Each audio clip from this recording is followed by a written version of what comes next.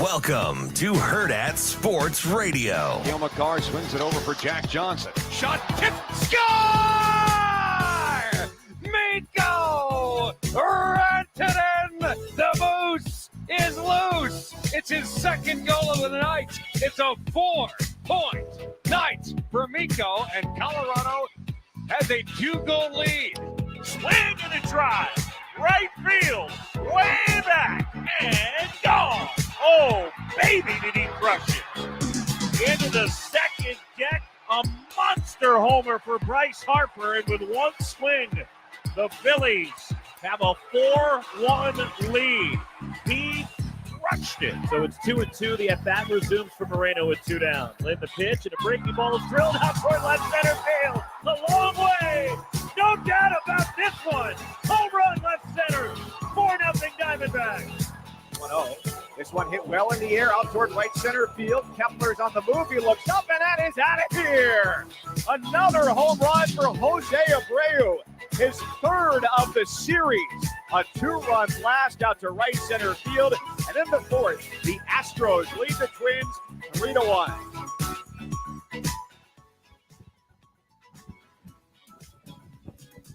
Hey, Andrew, guess what? The show started. Whoa! Good morning. Good morning. This is Hurrdat Sports Radio. I'm Ravi Lulla. That's Andrew Rogers. You can hear us on AM 590, ESPN Omaha, ESPN Tri-Cities as well. Of course, we're on Twitter, YouTube. Almost on YouTube. So the show's on YouTube.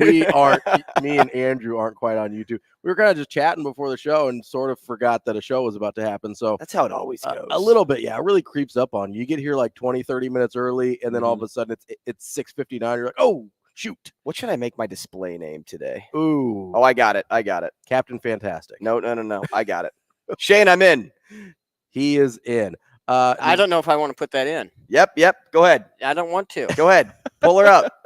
Yeah. All right. Now you got to go look at your people. My people. Go to your people. People in the show. Go Blues. LGB opening night. Hockey season. Season's underway. We almost match. We're close. Yeah, we are. Same color scheme. I didn't get this for free, though. I actually had to pay for this. Shout out to my guy, Principal Behringer. We love you. That's a sweet. No, it is. It's awesome. It is. It's like Nike. It's the whole deal. It's sweet. Which is funny because I spent most of my fall at Millard North because Bob Hlavac, who is their head baseball coach, is also a coach for the prospects, and that's where we practice. Yeah. Outside, well, there was that and Elkhorn you could have gone to, but Millard North is closer to me. So I ended up at that baseball field more times than not. You guys have a pretty good team over there. Yeah. I say you guys as if you're playing. Well, I'm still actively I actually haven't kept as close of tabs on the baseball program as I used to. A lot of my really good friends were part of one of the best teams in state history, honestly. But no, it's a nice facility over there. They finally, so for the longest time they didn't have lights on the field, so they couldn't play night games. Interesting. And so that's how I played in high school with no lights. They finally got the lights up. I mean, it's probably been 10 years now that they got the lights up there, but no, we love it over there. We Principal Behringer is doing some good things. We appreciate his support of the show. The only Behringer line that I know is from one of the best movies from our childhood. At least my childhood. You say our childhood. I was like in college when you were born. When were you born? I was born in 87. Yeah, from my childhood. And because you're born in what, like 98? 7. 90. I was close. My bad. Okay, let's not push too close to 2000. So I was only in like 5th grade when you were born. Yeah, not college. Not that bad. You probably watched Holes when it came out. So it was big when I was a kid, but I didn't actually ever watch it when you were a kid. So when I think Holes came out like had to be in like 0405. Was that? Am I too late? Before that, I might be wrong here. 2003. Okay, you're right. So yeah, I guess it came out. I know. So it was a little late for me. It was a little late. Behringer, we used to always laugh at this line growing up, my family and I, because it was just where is it Stanley? I think it's Stanley that finds the lipstick tube of Kate Barlow, kissing Kate Barlow, the protagonist / antagonist of that movie. We call it an anti-hero. Right. Like T Swizzle. She's the anti-hero. Yeah, something like that. So he finds this lipstick tube And they're like rubbing it off, and they're like, KB. And this random dude comes over. Yeah, that's Keith Barringer. Man, who is that? Oh, he was in my math class. Cool. And so that Barringer last name is like what I always associate anytime I hear that last name. Okay. Anytime, any conversation. I don't know why that sits in my head. I think it's just because we used to joke about it a ton growing up. Yeah. But it is stamped in my brain. So this So was Barringer in your math class, or no, not in my math class. No, he although he did, I think, start substitute teaching or student teaching. I don't remember which. While I was still in high school at Millard North. So, and he is now the head principal over there. So there was some overlap, but I don't think I actually ever had him as a teacher.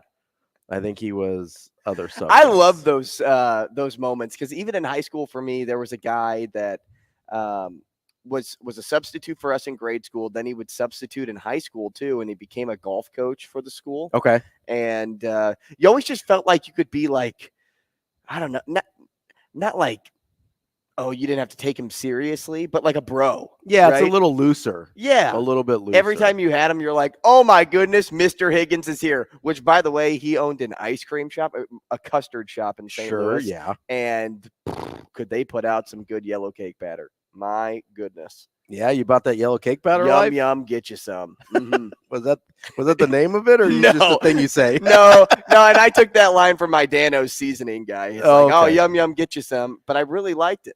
You know, so I hold on to that too. so that this whole conversation reminds me of, so my wife is 6.5 years younger. I thought you were going to say my wife was the girl No, from Holes. No, she's 6.5 years younger than I'm I am. tired of this, Grandpa.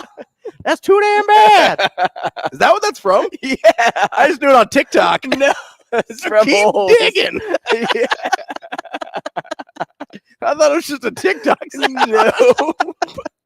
Wow, the realization on your face. Yeah, I when was you like- finally connected the I was dots. like, wait a second. Oh man. No, so she's 6.5 years younger than I am, which doesn't sound like a lot, and it's really not. But when you put it in context of how old we were when certain things happened, Mhm. no big deal. It shouldn't be a big deal, but so we'll be listening to some songs or whatever, and they'll come up. I listen to like Pop 2K on the satellite radio a lot, or Right. or Pop Rocks or whatever. It's all the like 2000 stuff. And so But I'm the Kids Pop version. obviously, yeah. No, I don't like the swearing. But so like a song like "Yeah" by Usher will come on or something. Be like, oh, No. yeah, they play. No. Yeah. No. Yeah. No. No. Yeah. No. So no, the- no. No. And I go, oh yeah, they played this song at my senior prom, and she's like, yeah, I was in 5th grade. I was like, don't do that. That makes it so weird. Don't do that. It's like we're both in our 30s now, so it's not like it's a totally normal age gap, but it's like when you put it in context of, yeah, I was a sophomore in high school when you were in 6th, or a sophomore in college when you were in 6th grade. It's like, stop doing that. Yeah, that sounds a little wrong. It sounds super weird. Which is funny though, because like, when does that become okay? yeah, I don't know. Because I'm not even going to go with like the age that society classifies Yeah, like you as legally, an adult. whatever. Yeah, right? because it's still kind of weird. Yeah, like if Like if I was you- 25 and dating an 18-year-old, I would feel weird about Yeah. that. No judgment. Well, That's just me. other people would feel weird about it too. But it's funny because that person could be 20, which would only put you at 27. Yeah. And that's okay. If you're like 20, I feel like it gets a lot more normal once you get to 21 and like Once you everybody can drink. Yeah, once you can kind of do all the adulting Because there was without paying your insurance. right. I'm not interested in that. Well, you can do most of the adulting. No. So after my first marriage ended, I got divorced when I was on like the dating apps and stuff. So I was talking to this girl briefly. I don't think we ever actually even met. Did you get catfished? No, but she was like 20 years old and she went to Creighton and I was 30. So it was like, there's a Okay. big age gap. Okay. Right. But like everything was legal. Right. But I was like, hey, so we were kind of talking a little bit and I was just like, man, do you want to hang out sometime? And she's like, yeah, we go to a coffee shop. And I was like, oh, why don't we go to, she's like, oh, I can't go there yet. And I'm like, yeah, this probably isn't going to work.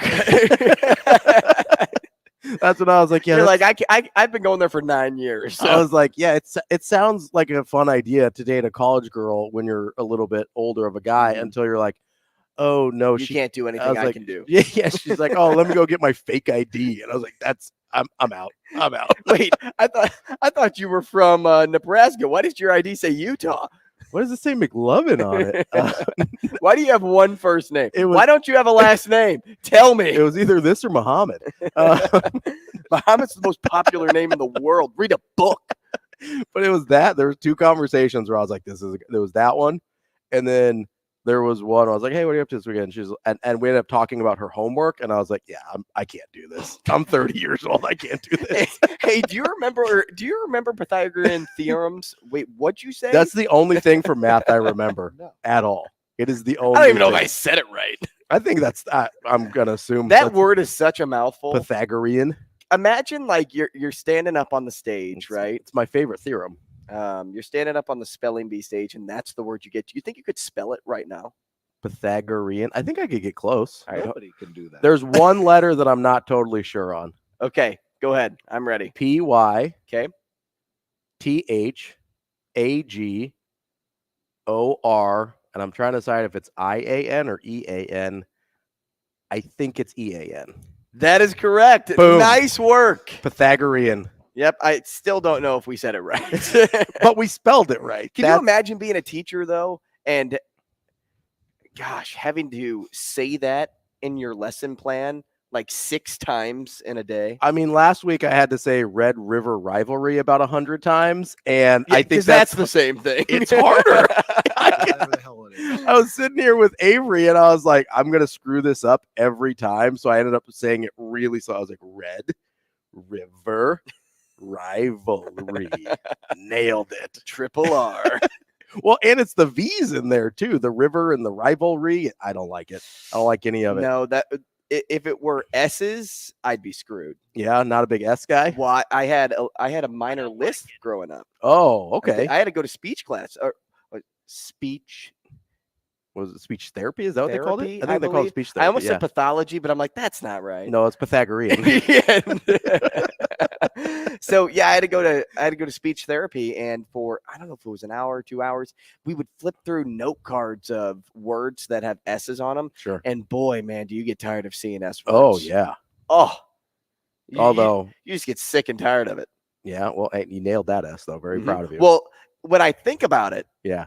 I really enunciate Oh, you my like S's. Okay, yeah, you overdo it. Oh, yeah, because I will get caught up in the same way that you said with your V's Yeah, there. the R's and the V's. But the S's, you'll see my tongue stick out. kinda- It'll go through my teeth. You trip a little on them. Oh, yeah. You know, I've never noticed that Yeah, you get a sour taste in your mouth. And with the Red River Rivalry.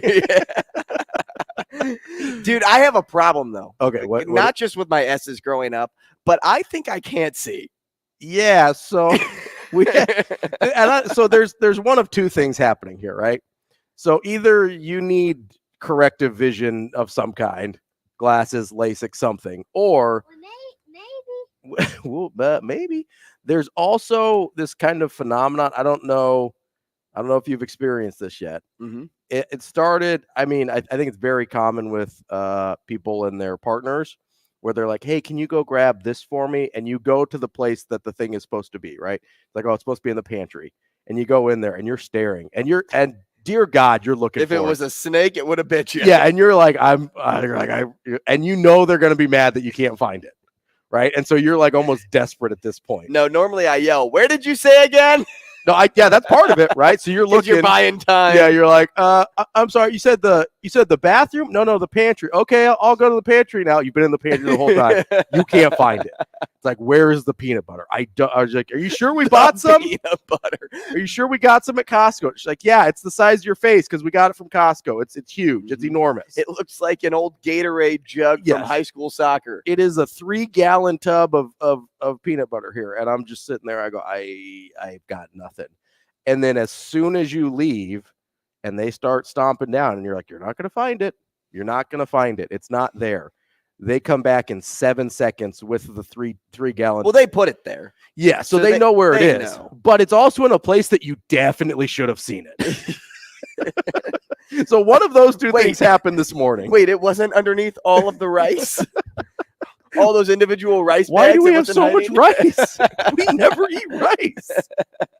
No, so I come in this morning and the TVs, and you can probably catch one on Ravi's stream right now because I still need to switch it, is linked to what It's an iPad. That's all. well, everything is linked to this iPad. Yeah. But what I was going to say is the TV is connected to a different like output right now because last night was music bingo, I believe. Yes. And they probably had something on the TVs, or maybe it was trivia too. I don't know. The TVs were set to do something different than watch. Yeah. ESPN, yeah. which is what we want to do. Or ESPN 2. Or ESPN 2, or ESPN News, or FS1. Yep. So I was looking for the iPad, and it's out at the bar, and I normally know the spot that it's in. Yeah. But it's pitch black out there, and I didn't bring my phone, so I didn't have the flashlight. So I grabbed one of the like tablets that are like set to like take your order, and I was like kind of like shining it around like a flashlight, like in a circle, because I didn't want to move it because it was connected to some wires, and I didn't want to unplug something, and then it's my fault. Right. Yeah. So I was just kind of doing it that way. I'm like, you look obnoxious right now. Like, let's put this thing back down. So then I started doing like, kind of like the blind tap, the blind pat on the counter, trying to feel out. Yeah. So I'm like over on one side, I'm over here, and then I just gave up. Yeah. So I walked back in, I sat down, didn't think anything of it. Yeah. But even like last night at softball, I was like standing at shortstop where it's normally pretty easy to see. And I'm like, anybody else having trouble like reading the ball off the bat right now? So Shane comes walking back in. I think he stepped outside and he noticed that the TVs still weren't fixed. Yeah. Well, he had a reason for it. It's because he had the iPad. He comes walking in with this thing. And you would have thought I saw a ghost. Mm-hmm. Your eyes got, or I discovered lightning or your eyes got whatever it is. So big. I found a treasure. I found a buried treasure. Shane comes walking back in with the iPad, and I'm like, where was this? Yeah. He's like, it was at the bar. It's the same place it always is. He's like, did you feel over? I'm like, yeah. I could have sworn I. He touched it. It was very much a looking for the peanut butter moment. I have a problem, man. Yeah, because you were glasses may be in the future for me, but then I like look around now, and I don't know, maybe it was like a waking up thing. Yeah. Because like I used to pride myself. Yeah. In the car with like my family on road trips, being able to read a billboard that was like, half a mile down the road. Yeah, sure. And I could be like, oh, that's what this word says, or it says I can read it, whatever. Like I can read what's on this sign. You probably could you do that if you took off your glasses? I could make it out, but it's not clear. Okay. Like I can read that sign in front of us, which is in the dark. Yeah, I can't even read that with my glasses. But that's because I know what it's supposed to say. Sure. Yeah. And I think that's half the battle. Yeah. Sometimes your brain auto completes. Yeah.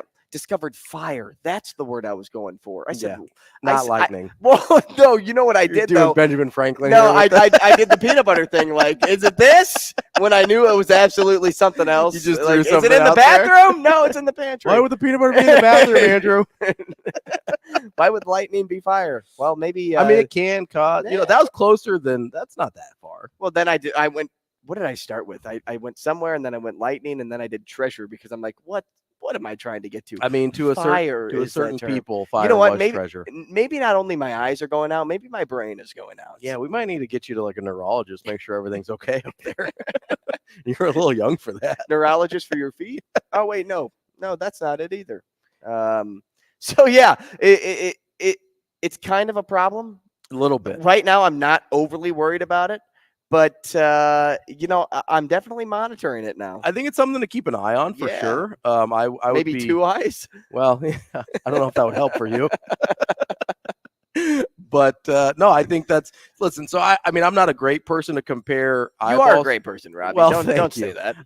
I'm not the best person to compare eyeballs to because I have had both retinas reattached.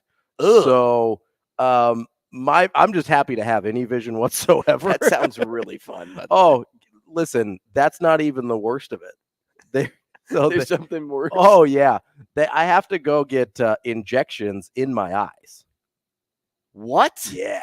Still? Occasionally, it's not like a scheduled thing, but It's like a maintenance deal after you get the retina surgery. It's like oil change or? Yeah, got to get some checkups. I had to get some laser in it last week. It was, it's not great. It kind of feels like somebody's tasing your eyeball, which I don't like. I haven't had that done, but I imagine that's what it feels like. Like, have you ever like gotten a little shock, like you like touch an outlet or something, or get a little buzz? It's like that, except for it's happening on your eyeball, which is not ideal. Ugh. It's not my favorite thing in the world. I can't imagine it is. It's not. Yeah, I actually think I prefer the injections to the laser, which is saying something. It's like no, I would rather you put the needle in my eye. Was the laser like frying your eyes? I think it's like cauterizing some like blood. Is that another word for baking? No, my eyes look different when I'm baking. There's well, because like you have to pay attention to like so your hand doesn't hit the top of the stove. Well, if you're oven, like I get chopping onions or something, Yeah. you get your eyes water a little bit. Yeah, no, I'm with you. But I don't know. It's Leave like it in. Well, I mean, I'm trying to think of what cauterize means in a word other than cauterize. It's like when you sounds like something that when you leave the milk out. No, that's a whole different thing. That's cottage cheese eyes. No, it's like when you use fire to like seal something, to like Cauterize, burn the skin or flesh of a wound. This already sounds disgusting. Yeah. With a heated instrument or caustic. Yeah. I read something else. Substance, typically to stop bleeding or prevent the wound from becoming infected. Yeah. Similar to burn, sear, singe, scorch, and now it finally gets easier with disinfect, sterilize, sanitize, and clean. Imagine starting off with burn, sear, singe, and scorch. Yeah, so when that's what you like. It's better than no. That's so it does burn your eyes. Yeah, it does. Kind of. Yeah. So it's like when you sear a steak, right? And it like seals in the juices. So are your eyes like medium rare? Or are they? I mean, done? honestly, I think they're like blue. To be honest. Oh, so it's still mooing. There's still a little bit of blood in there. Not ideal. Great way to start your morning, though.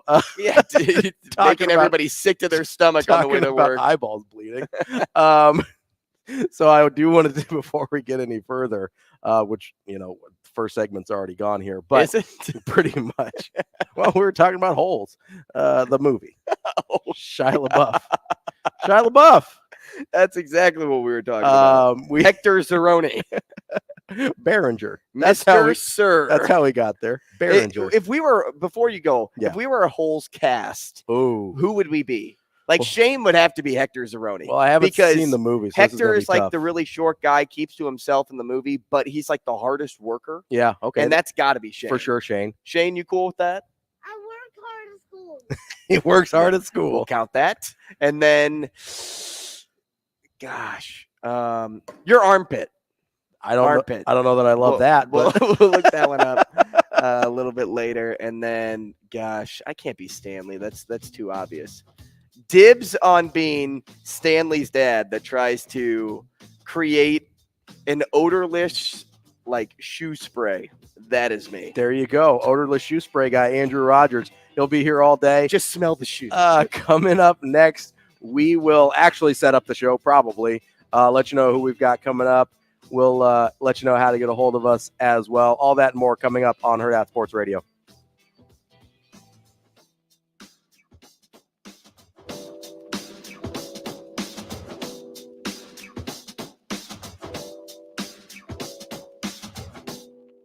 We will be back.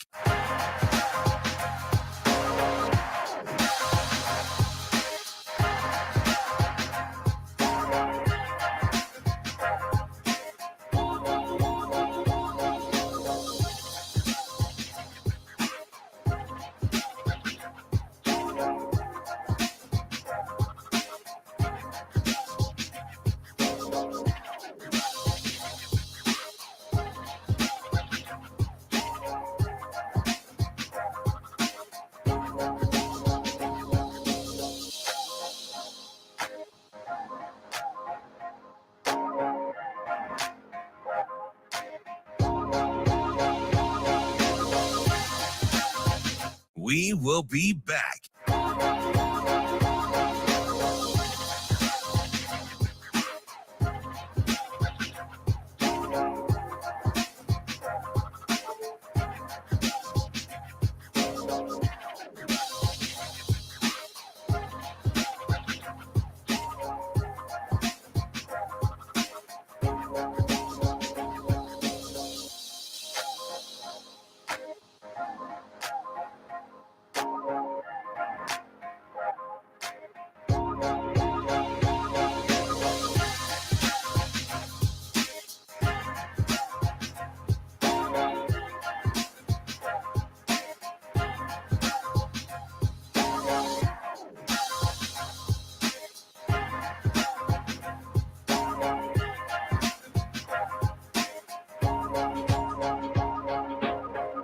We will be back.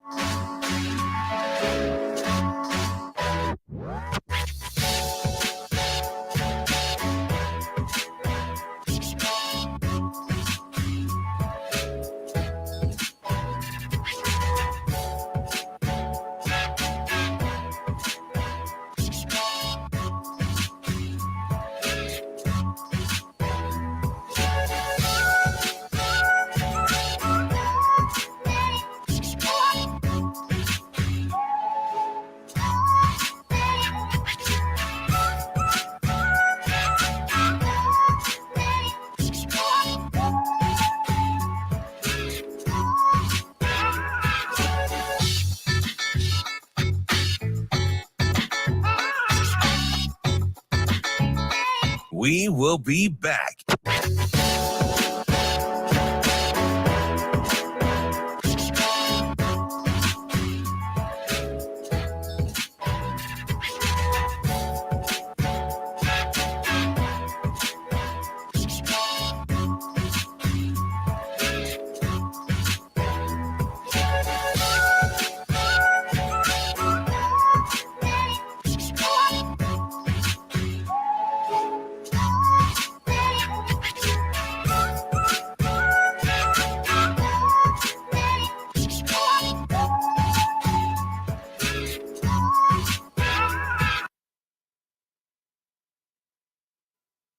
Let's lock in on this moment right now. Let's lock in on this moment right now. Let's all just be here for a second, all right? I'm dead serious. Like, take a minute. Let's just be everybody be right here. Okay? You guys worked your ass off to be right here. So let me tell you what's going to happen today. Okay, let me tell you what's going to happen today. We're putting away childish things. Okay, we're putting away fear because there's no reason for us to be afraid. Okay, we're putting away expectation. We are going to go out there today, and we are going to play the way we play. It's about our football. It's about the things you freaking guys do. I don't want anybody on that field hoping or waiting. I want guys out there demanding it from themselves and believing in the guys next to them, believing in what they do. I want to see your personalities come out tonight. As long as you just win one rep at a time. I just want you one rep at a time. I don't want you getting pulled out. I don't want you thinking about the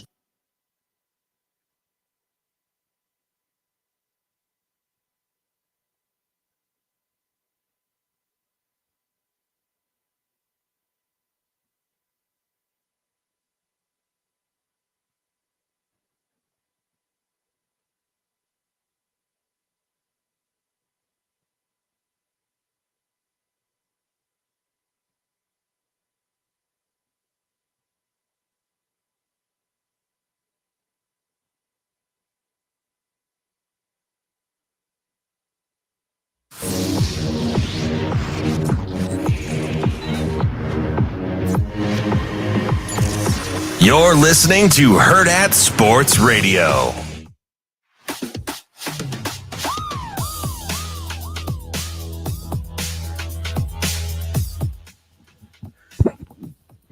Welcome back. Hurrdat Sports Radio. I'm Ravi Lulla. Andrew Rogers here with me. Howdy. And we are actually going to set up the show now. Are we? Well, I'm going to try. While you're distracted trying to fix the TVs, I'm going to let you know. I'm back. Shoot. We're back, baby. We're going to talk to Victor Mancini from Omaha Hockey coming up in the next segment. Really excited to talk to him. Mitch Sherman coming up at 8 o'clock from The Athletic. Brian Edwards trying to make you some money. I know he's got a lot of plays this week. He does. Is that kind of been routine for him? I think it's higher. It looked bigger than the number of picks looked bigger than normal. I typed it out because I took it from Shane's text and I go, holy cow. He's feeling good this week. Money making plays, not just in college, but the NFL too. Yeah. So we will talk to Brian Edwards at 8:45. And then we will wrap up our guests with our friend Michael Bruntz from Husker 24/7 at 9 o'clock. So good show for you. If you want to be a part of it, give us a call on the Warhorse Sportsbook hotline, 888-638-4876.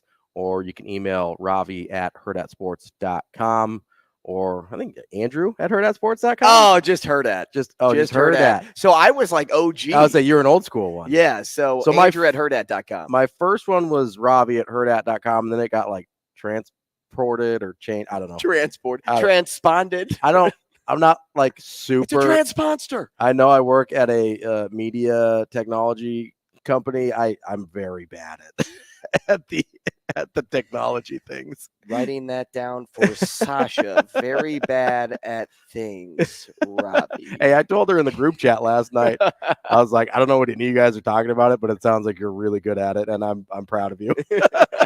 I feel like the old uncle of the group. You're like, hey guys, I've been around the block, but I don't know how to do the new things. It's like I have TikTok. I don't really know how to do the You TikTok. mean talk tick? The ticking of the talks. Yes. The clock app, as I like to Yes. call it.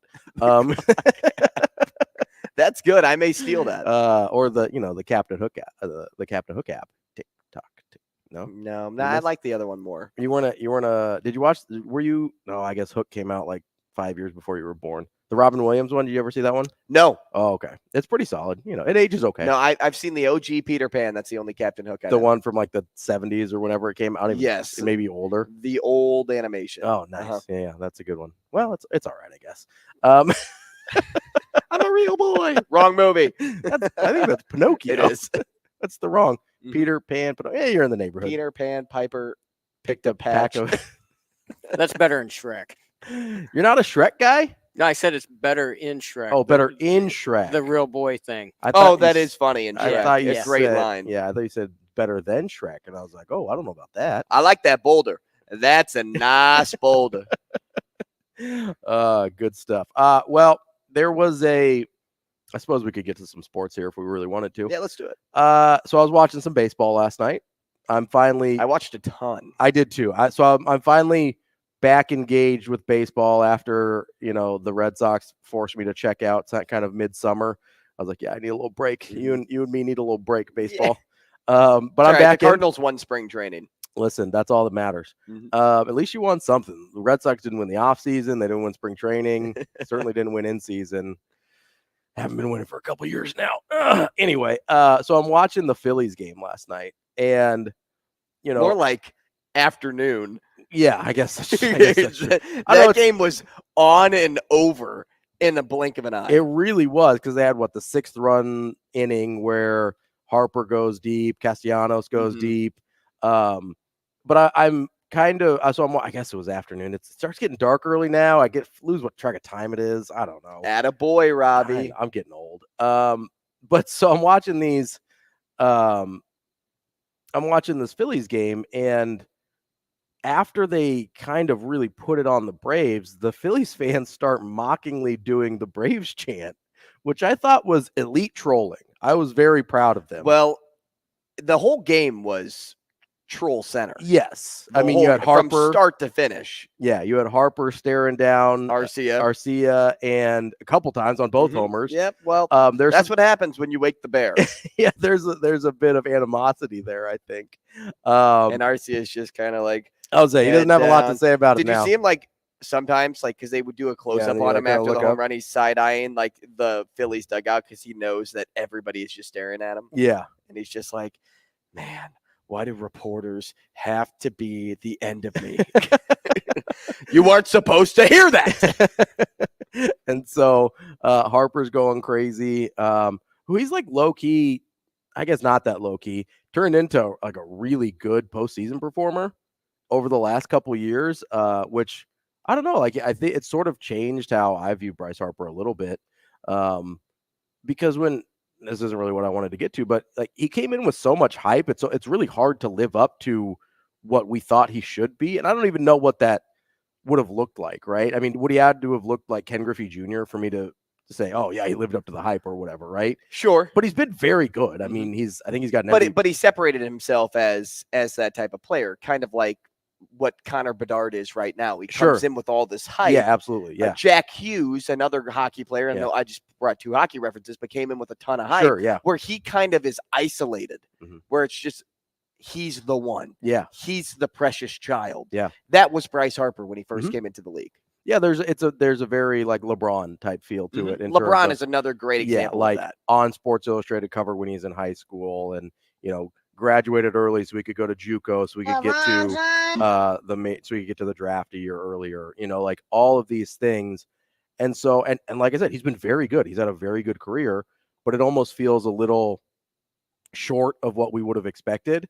But in these last couple of years with the Phillies in the playoffs, it kind of feels like he has established, even if the numbers aren't really that different in terms of his regular season numbers and things like that, because that's usually what we judge guys off of in baseball, right? Because there's such a huge sample size. But when you kind of have that extra in the postseason, it can take hey, these are really solid, really good career numbers to, and he did this in the postseason, right? And he can step up to the plate and make something and have happen. These clutch plays, right? It's the when it matters most. It's the David Ortiz effect, right? Like before David Ortiz had 500 home runs or anything like that, he had elevated himself because of his postseason antics, right? And so, and let's not forget that Harper won the MVP like 2 years ago. Yeah, no, he's a great player, right? But it's just when you come in with that level of expectation, it's really hard to match that. Like that's kind of the crazy thing about it. You know, we were going back to the LeBron example. We were hating on LeBron for, having not won a championship yet, or only having done it with, after he gets help in Miami. And it's like, he's been awesome. He's got these MVPs. He puts up great numbers. He's won championships, although we don't like how he did it. And we're still like, he's not, until recently, it seems like the last 5-ish years where people kind of have come around, and the people that don't come around are never going to, but it's like my dad. It's like this dude he's not a huge Bryce Harper fan. And that's fair, right? Like maybe you just don't like the way he carries himself, whatever, but it's hard to deny the baseball has been very good. Well, and this year I was starting to wonder because he kind of tailed off a little bit. Yeah. Like it didn't seem like he was hitting the ball hard anymore.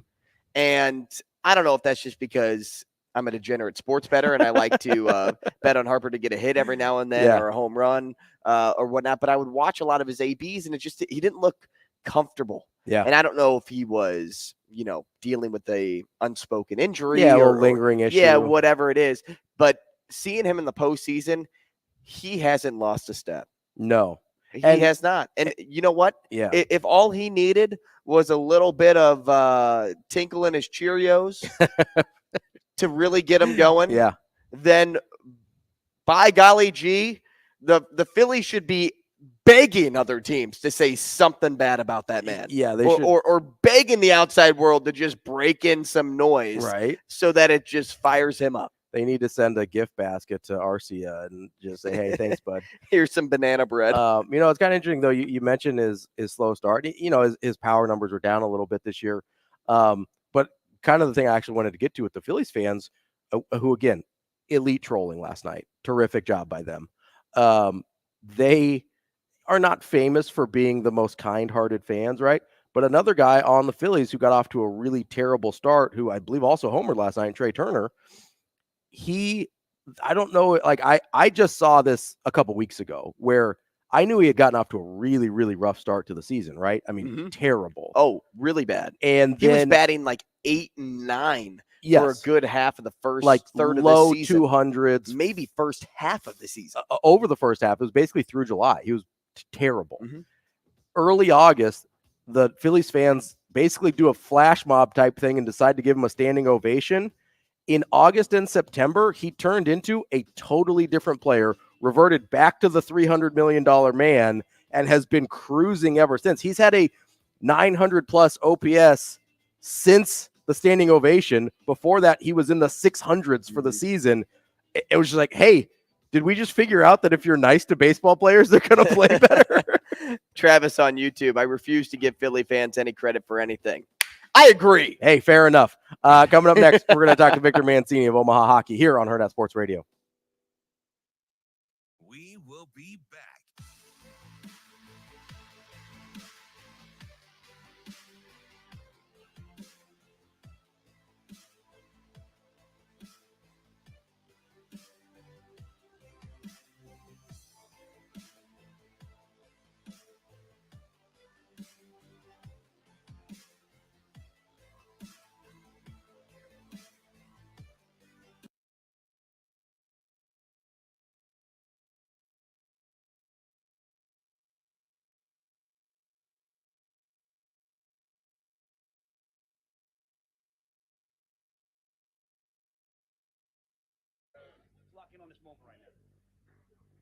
Let's lock in on this moment right now. Let's all just be here for a second, all right?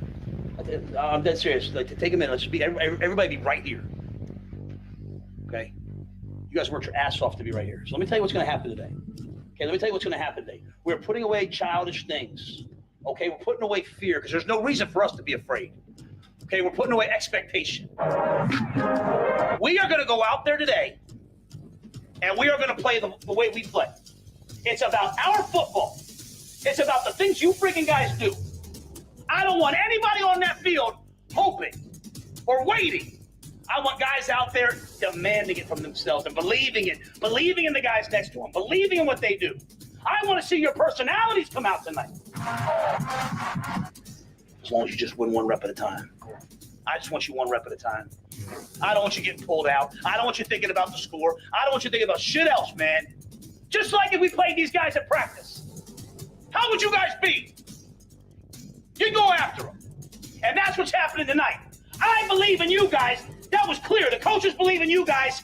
You guys believe in each other. Believe in yourselves. Believe in the process. One snap at a time. RDV. Every snap. What's next? Play like brothers. Play like brothers. Pick each other up. Help each other out tonight, man. That's why we've gone through what we've gone through. The camp you went through the first 2 weeks, but there ain't no victims here. If we die, we die. If we die, we die. Let's go steal home base like Ron said. Go do it tonight. Go make your plays. Go be you. Just be brotherhood. Let's go, man.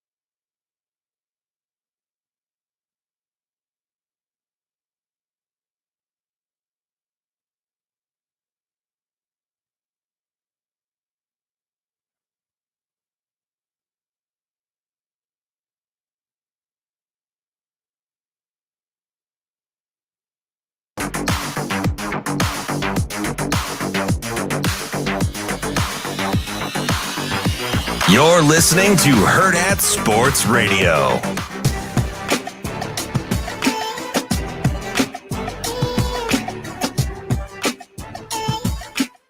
Wrapping up hour number one here on Hurrdat Sports Radio. I'm Ravi Lulla.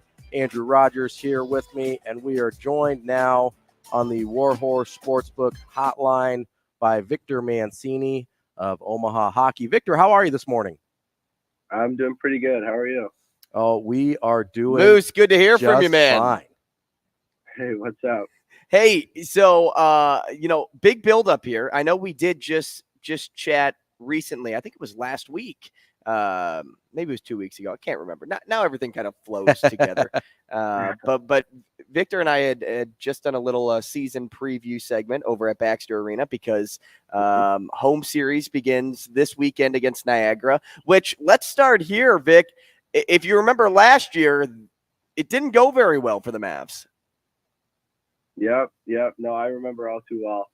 It's been stuck in my head, so we're definitely looking for some redemption this weekend. Hey, was that the series? And I was trying to figure this out last night. Was that the series where some extra antics took place at the very end of the game? I don't know. I'm not sure. Like, what series was the big fight after the game? That was Alaska. Alaska. Fairbanks. Got it. Yeah. Okay. I knew it was one of those oddball teams that the Mavs don't normally play against. Okay, well that helps. It's solved. See, he remembers. I knew he would because he was probably in the mix of everything. He's got. Are you, Victor? Be honest. Are you like to scrap a little bit? If I'm on the ice, I'm not afraid to get into things. But I was actually injured that game, so I remember watching from the stands. But I won't lie, I was wishing a little bit I was out there, but still, it's good to watch, I guess. Man, so Victor was actually drafted by the Rangers in this past draft in the 5th round. I know you weren't physically present for the draft, but what was it like seeing your name come off the board surrounded by your teammates in that moment? Yeah, it was an incredible feeling. It's just kind of speechless. Yeah, like you said, I didn't travel to the draft. I didn't have any big expectations. It was my 3rd year going through the draft. But yeah, we had it up on a TV in the locker room. We're all in the locker room after practice, and saw my name go up on the draft board. And you look at it, and all the guys are kind of looking at you, locker room, everyone congratulating you. It felt really good. It was nice to share that moment with my teammates. Victor, as we kind of look forward to Omaha's season, as Andrew mentioned, coming up tomorrow. Yeah, tomorrow. Friday, Saturday. Make some noise. Big series with Niagara. What are some of the things you're looking forward to as you get the season kicked off? Yeah, I mean, there's so many things. I think just playing at home again in front of our home crowd and at Baxter is going to be really fun. It's always comfortable playing at home. You can hear the crowd. You got them behind you. Just playing with this team, I think we have something really special this year. Obviously, all the guys that returned, and then really talented freshman class, a great group of guys with the transfers. It's been really exciting to see in practice this past month and a half. So to now be able to play games with these guys, it's really exciting. And then on top of that, like what you talked about last year and when we played them and the way things went, I think we have something to prove. It's a little redemption weekend for us, and we're really excited to play. Moose, speak to the fans that may not be, in love with the sport of hockey here. What try to get them to come to a game. Like, what can you tell them about experiences at Baxter Arena that they'll get to be a part of if they just give it a chance? Well, I think, on the hockey side, it's just constant action when you're watching the game. It's a really fun sport to watch. It's hard to look away, because if you look away, you might miss something. And then I think just the atmosphere of going to the games and how passionate our fans are, I feel like that rubs off on anyone who comes to a game for the first time, to where they come, they watch us play, they see how hard we work, and they see the support our fans give us. I think it's really inspiring, and it definitely rubs off on you. You mentioned the talented incoming freshman class, also a good group of transfers, but you have a guy by the name of Tanner Ludke on the team. He's kind of like Omaha's version of Connor Bedard, is he not? Yeah, you could say that. Really good player, really good guy. It's been fun to have him. Now, you've been a part of many season openers. If you could find one thing about this one, like home openers, I mean when I say that, if you could find one thing about this one, what makes this one different? What are you looking forward to most come tomorrow night? I don't know. There's a lot of things. I think just how we've been, building since I got here my freshman year, and the stuff we accomplished this year. I feel like our team and the city of Omaha is really excited to what we can put together this year and try to build off, all the things we did last year. So I think just, keeping that in perspective, but also knowing that, this year's a clean slate and that we have a lot of hard work in front of us. I'm really excited to just kind of run out of that tunnel and get to work with my best friends. Victor, I'm curious, obviously you're not from Omaha originally. How, as you're kind of going through this process of deciding where to continue your hockey career, how'd you land on coming to Omaha? Yeah, I'm from Michigan, which is a bit of a hockey hotbed. I think we got 7 Division I schools in Michigan. So if you'd asked me at 15, 14 years old that I was going to go play hockey in Nebraska, I would have said you're crazy. But no, I mean, the coaches got me on campus. I just kind of fell in love with the place. Paul Gerard was a coach at the time, and that was really big for me. Just the way he cared about his staff and his players, and I knew I was going to get better under him and the rest of the coaching staff. I love the atmosphere. When I went to my first game, you sit in the stands and you see and you hear how passionate the fans are and how much they back you, and you kind of look around and you're like, this is the place that's right for me, and I want to be here, and I want to contribute to something here and leave behind something special. Victor, you mentioned Nebraska maybe not being known for its hockey, but you kind of found out Omaha is low-key a little bit of a hockey town. Yeah, absolutely. I love to tell people when I talked about it, it's the hidden gem of college hockey. Not a lot of people outside of Omaha or maybe the NCHC really know about it. They know it's Division I hockey, they know it's good, but if you're not here and you don't see the game and the atmosphere, I don't think you really fully understand what it's all about. And when you see that, you really appreciate how awesome it is. Victor, a starter since freshman year, what parts of your game are you currently fine-tuning, not only to prepare yourself for the pros, but to help this Mavericks team contend for a national title this year? Yeah, I think a big part of my game is just my consistency and the way I play the game on defense, and just kind of fine-tuning that and knowing that when I play my game and I keep things simple, I use my vision that I'm playing my best. And I know a lot of the things that I do well, I think help on our team really well. I'm trying to add to the offensive part of my game, but I know I'm okay with not, making big plays or scoring big goals. I know that my offense can come from my passing and the way I stop plays in the D zone and getting the puck into the hands of my forwards and, kind of kickstarting things from there. Victor, I'm curious, how do you guys sort of talk about your goals for the season? Obviously, you play a great schedule here at Omaha. A lot of that's in conference, but you go and challenge yourselves outside of conference as well. Do you talk about, hey, let's be super competitive in the NCHC first, or do you allow yourselves to think like, hey, let's try and make the Frozen Four, let's try and win a national title? How do you think about that internally? Yeah, we've had a lot of talks about it as a team. I give Sully and the other captains, Randy, Millsy, a lot of credit for what they've done this preseason and just talking with the team and keeping things in perspective. And we have a set of goals that we talk about, kind of like steps that we're looking forward to this season. Obviously, the national championship is on there, and that's your end goal. But I think we have goals in place in front of that we're trying to hit throughout the season to keep us accountable. And it's right as it's as big as a national championship, and then it starts as small as, you got to come to practice every day being ready to work. And even if you're not at your best, you're going to work hard because it's going to better yourself. It's going to better that teammate you're going against too. So, Victor, I got a fun question for you before we wrap this thing up. So here's your scenario. Okay. Okay. Say, you're spending some time with your girlfriend, and you have practice later on in the afternoon. You guys are watching a movie, but you fall asleep. No alarm was set, and oh no, now you're going to be late to practice. Who on the team can you rely on to give a good enough excuse to Coach Gabinet so you can avoid conditioning? Oh boy. Well, I hope I'm never in that scenario. That really goes against what we were talking about, holding ourselves accountable and talking about those little goals. But who would I talk to? I'm gonna go with Griffin Ludke, another D-man.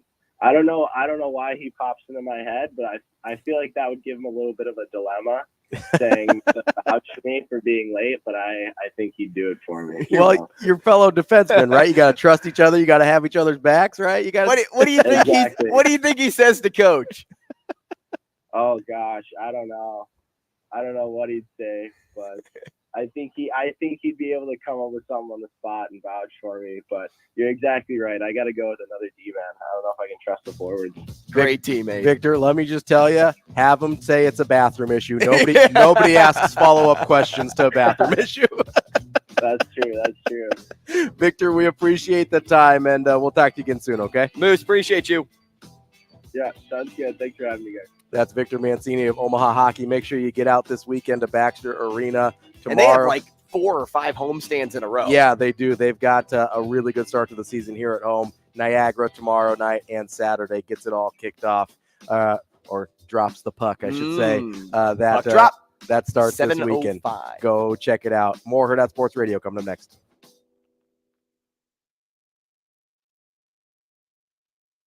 We will be back.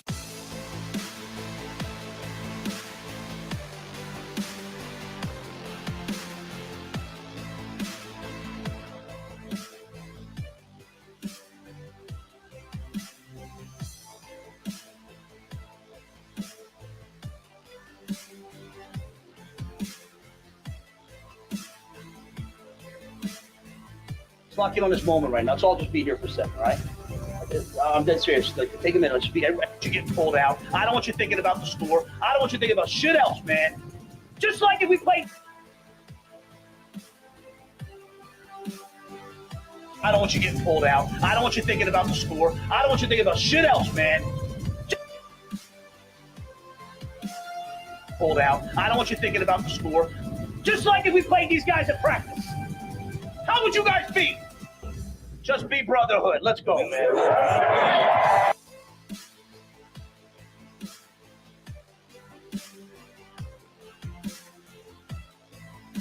Just be brotherhood. Let's go, man.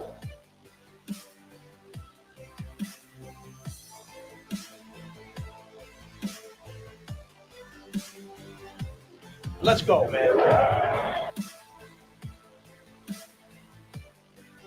Let's lock in on this moment right now. Let's all just be here for a second, all right? I'm dead serious. Like, take a minute. Let's just be. Everybody be right here.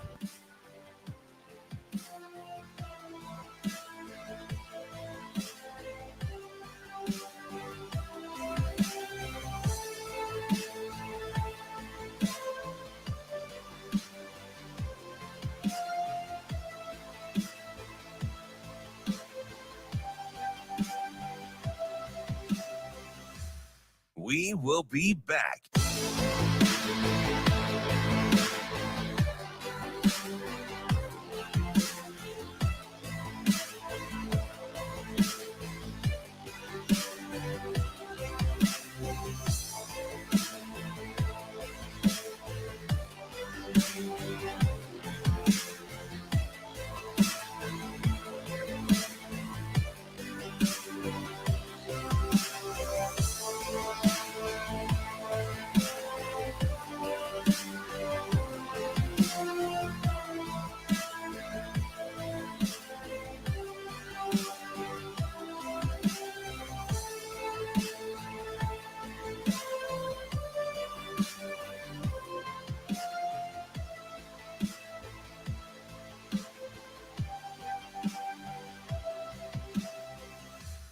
We will be back.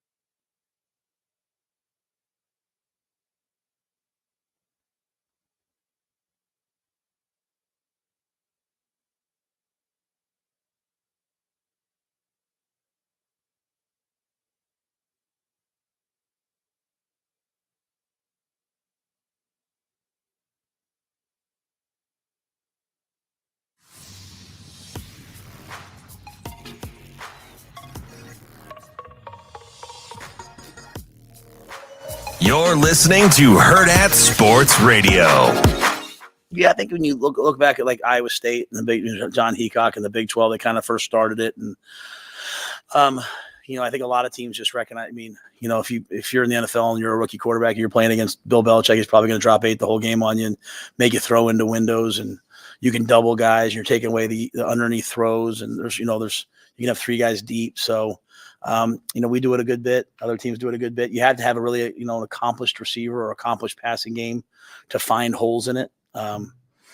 We did it against Tom Brady, and eventually he'd find a way, obviously, to get you. But a lot of times, he would check the ball down before he finally figured out where he wanted to go with it. So it just takes a lot of precision in the passing game.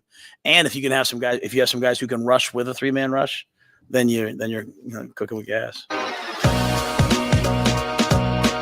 Here we go, hour number 2 on Hurrdat Sports Radio. I'm Ravi Lulla. Andrew Rogers here with me, and I want to tell you about our friends at Warhorse Sportsbook.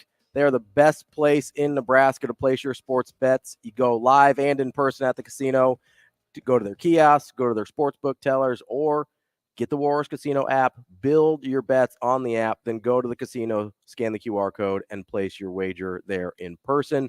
Warhorse Sportsbook, no bets, no glory. And now joining us on the Warhorse Sportsbook hotline is our friend. Then you're cooking with gas. Is our friend Mitch Sherman from The Athletic. I wonder if he cooks with gas. He seems like an electric stove kind of guy. What are we working with over there, Mitch? I've got some gas. I'm cooking up gas. There we go. Always. That's I knew Mitch cooked with gas. Like that. He looks like a gas cooker. Are we? Is that indoors and outdoors? You working with the propane on the grill? Yes, cooking with gas indoors and outdoors. Although, I'm not going to turn down a good charcoal opportunity at the right moment. Or smoker. Ooh, I'm a big charcoal guy. With that. Yeah. In my I'm sitting in my kitchen right now. On my back patio, I've got the gas grill and then the gas stove right in front of me. So that's the way I roll. Mitch, really good to see you. It's been a while. Can we just take a moment and reflect that the Huskers are 3-3, pretty much right where they're predicted to be at this point in the season? Yeah, that's where I had them. Not the path that they've taken to get there, but that's where I had them at the midpoint. And it's funny you say that. We published my midseason report on Nebraska football today on The Athletic, or yesterday afternoon, and one of the things I did in that piece was revisit some of the preseason predictions. And you think for all that's happened this year, and it's been a bumpy ride, they are at the place where I think a lot of people expected they would be. Now, I thought it was going to include, this is before the season, before all of the Deion hype went through the roof. I thought Colorado would be a win, and Illinois has been a surprise disappointment, and I had that as a loss. So you switch those two, you get the same record, obviously. I think the game out there right now, and looking back at it, where you might need to reassess things is Minnesota, because that obviously was a lost opportunity. Mm-hmm. Mitch, I'm curious, as you're going through your midway point grades, and it's sort of unusual to have a bye week directly in the middle of your season, although I'm sure Nebraska doesn't complain about it too much. But how do you evaluate a guy like Marcus Satterfield, who obviously the offense has been disappointing in terms of just overall production, but you also probably have to consider not only the incredible amount of injuries, but also the fact that he was able to get Heinrich Haarberg ready and be functional as a Power 5 quarterback. I guess, how do you balance all those things that kind of are pulling in different directions when evaluating Satterfield? Right. I think you have to take into account what's gone on, obviously, with the injuries and just how many pieces have been taken away from Marcus Satterfield. They expected to come into this season, when you go back to July, with Eric Gilbert as a key part at tight end, with Xavier Betts as a wide receiver who could take the rope off of a defense. And then, of course, with Isaiah Garcia-Castaneda, who started the season as a wide receiver, went down with an injury in the Minnesota game. You look at the running back spot and everybody they've lost there, 2 of the top 3. It's been one of the more challenging, extreme situations that you'll ever find for an offensive coordinator.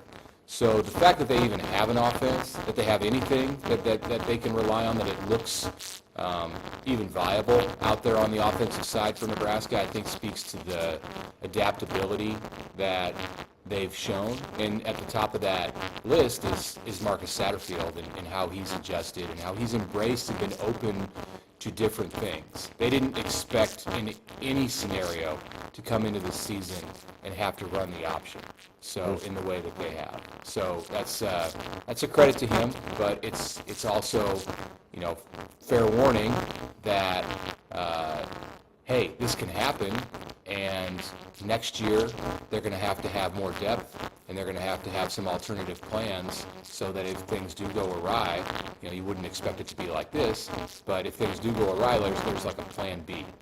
Plan B this year, I don't even think was in the works until they got past the first game or two. Hey, Mitch, could you do us a favor and go out and come back in real fast, rehook up, because it sounds a little muffled on our end, and we just want to give the listeners the best chance at hearing your great coverage, because I don't want to go through this whole thing and then realize and miss something important. Yeah. He made a really good point though about Satterfield, because I think that is the hardest kind of grade to give this so far this season, right? Because on first blush, you look at it and you go, hey, yeah, the offense hasn't. I mean, at the end of the day, the offense's job is to put up points, right? Like, that's it. But when you look at the circumstances, I mean, he talked about Gilbert. That's a guy I think they were really anticipating having a big part in the season. 3 of your top 4 wide receivers from July, August are gone, right? So it's a really incredibly hard evaluation. As Mitch was saying. Mitch, a much easier evaluation probably is Tony White, who has been, I think, as good as anyone could have hoped for. I guess a different sort of question on Tony White. Where has the defense been compared to your expectations going into the year? Because I think a lot of us didn't really know what to expect with the 3-3-5, with some of the personnel. I have to imagine at the very least everyone's pleasantly surprised. Yeah. Hope you guys can hear me better Perfect. now. It sounds great. Yep, thank you. Yeah, I had high expectations for the defense, and I thought that was going to be the group that had to lead the way, and a lot of that was a result of the way that Matt Rule talked about the defense coming out of some of the scrimmages in August. You could tell that they were happy with the progress that they had seen, and it was that way in the spring too. I remember coming out of the spring and thinking that Tony White was the coach on the job, coach on the staff, who had done the best job in just jumping in with those 15 practices and getting the most done.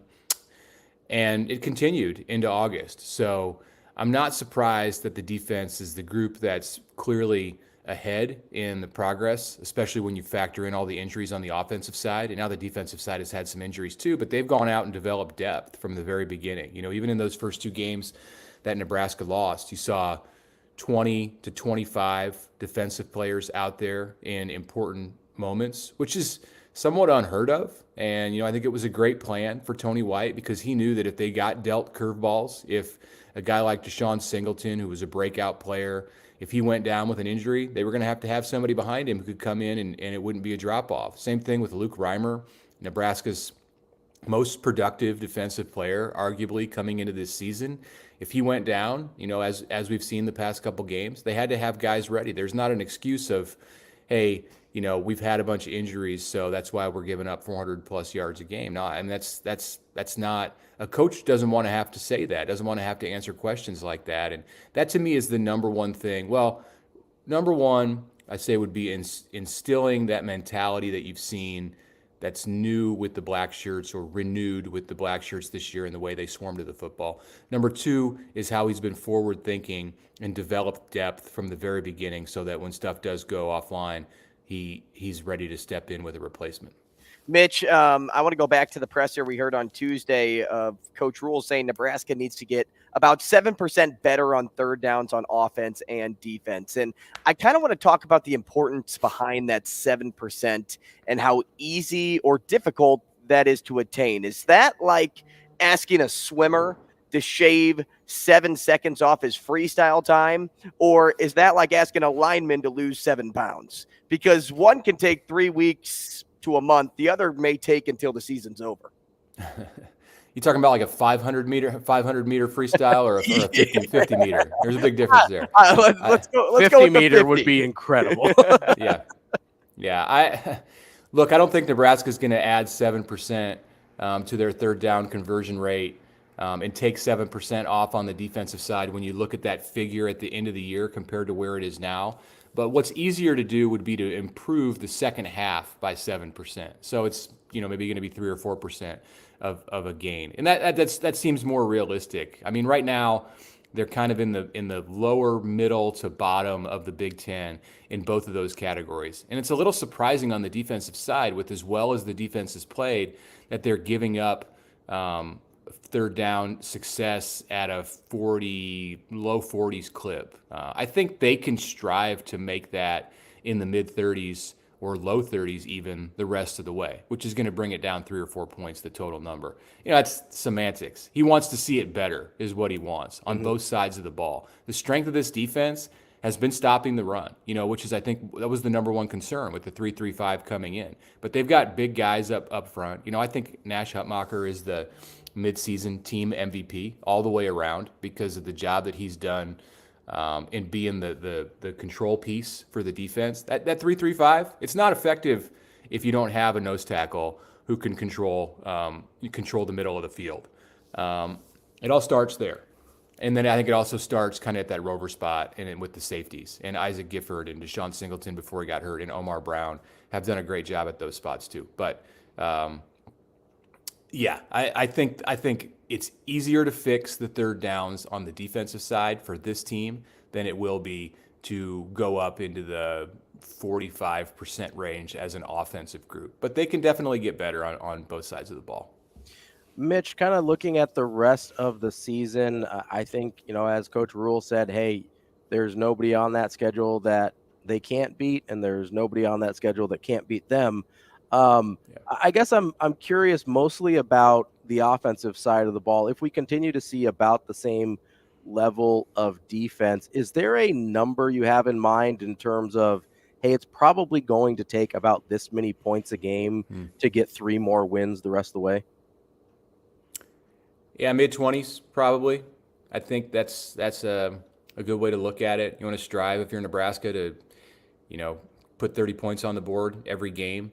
And sometimes if you get to 24, that's going to be good enough to win. I think that they're at 19 right now, a game through 6. I think if they add 4 or 5 points to that, then they'll be in good position to win 3 of the last 6. And you look at the teams that they're playing, and Michigan is in the past. They don't have Michigan the rest of the way, or a team like them. I mean, it's Maryland and Wisconsin as the 2 best teams on the schedule the rest of the way. And if you put those in the loss category for Nebraska, which I know they're not doing, but if you're trying to unemotionally look at the 6 games that are left, and you say, all right, they're going to be underdogs against Maryland and Wisconsin, especially Wisconsin on the road.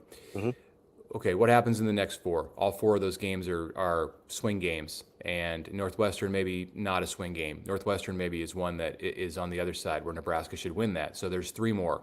You need to win 2 of those: Purdue, Michigan State, and Iowa. And in those games, how many points is it going to take to win? Well, it's different game by game. In Iowa, you might win it with 14. Purdue, you might need 31. So. But overall, I think if this offense can up their points per game by about 1 score, between a field goal and a touchdown on the average, that they're going to be in good shape. Mitch, I was looking at your 5 keys for Nebraska to get to at least 6 wins, and number 5 really stuck out to me: incorporate the youth, because I think that has great importance, especially on the outside now. When you hear the names Malachi Coleman, Jaden Doss, Jaden Lloyd pop up as guys Coach Rule says will need to step up in this moment. Who would you like to see it step up based on what you think the Huskers are missing the most on the outside? It'd be great to see Malachi Coleman. And I think we've seen it. I think we've started to see it. Now, we've not seen the finished product, and we won't at any point this year see the finished product with him. But there's a place in the middle that would really help Nebraska. 2 more steps that he can take. If he can be a guy who is running routes where he's open down the field, then Heinrich Haarberg's got to hit him. And that's not Heinrich Haarberg's strength, is throwing those 25-plus yard throws. So it's a dual-pronged thing where the quarterback is going to have to work and get better and have confidence that his receivers are open down the field, which hasn't been the case through the first 4 games that Heinrich Haarberg has started. And then the receivers have to get off the line and get past defensive backs in the Big Ten, which that's one part of the schedule where you look at it the rest of the way, and I think there is some concern. One, because of the playing conditions that you're likely to see in October and November, and two, there's good defenses out there. Not a lot of great offenses that Nebraska faces the rest of the way, 1 or 2 good ones, but a bunch of good defenses. So that'll be a challenge for whoever the freshman receivers are that they ultimately end up putting out there the most. And it was Malachi in the Illinois game after Marcus Washington went down. I think he has the pretty clear with his size. I mean, he's 6'5", and the guy can run a 10.3, 10.4, 100. I mean, he has all the tools. Just need to see that at use out there on the field and give Nebraska the opportunity to stretch some things offensively.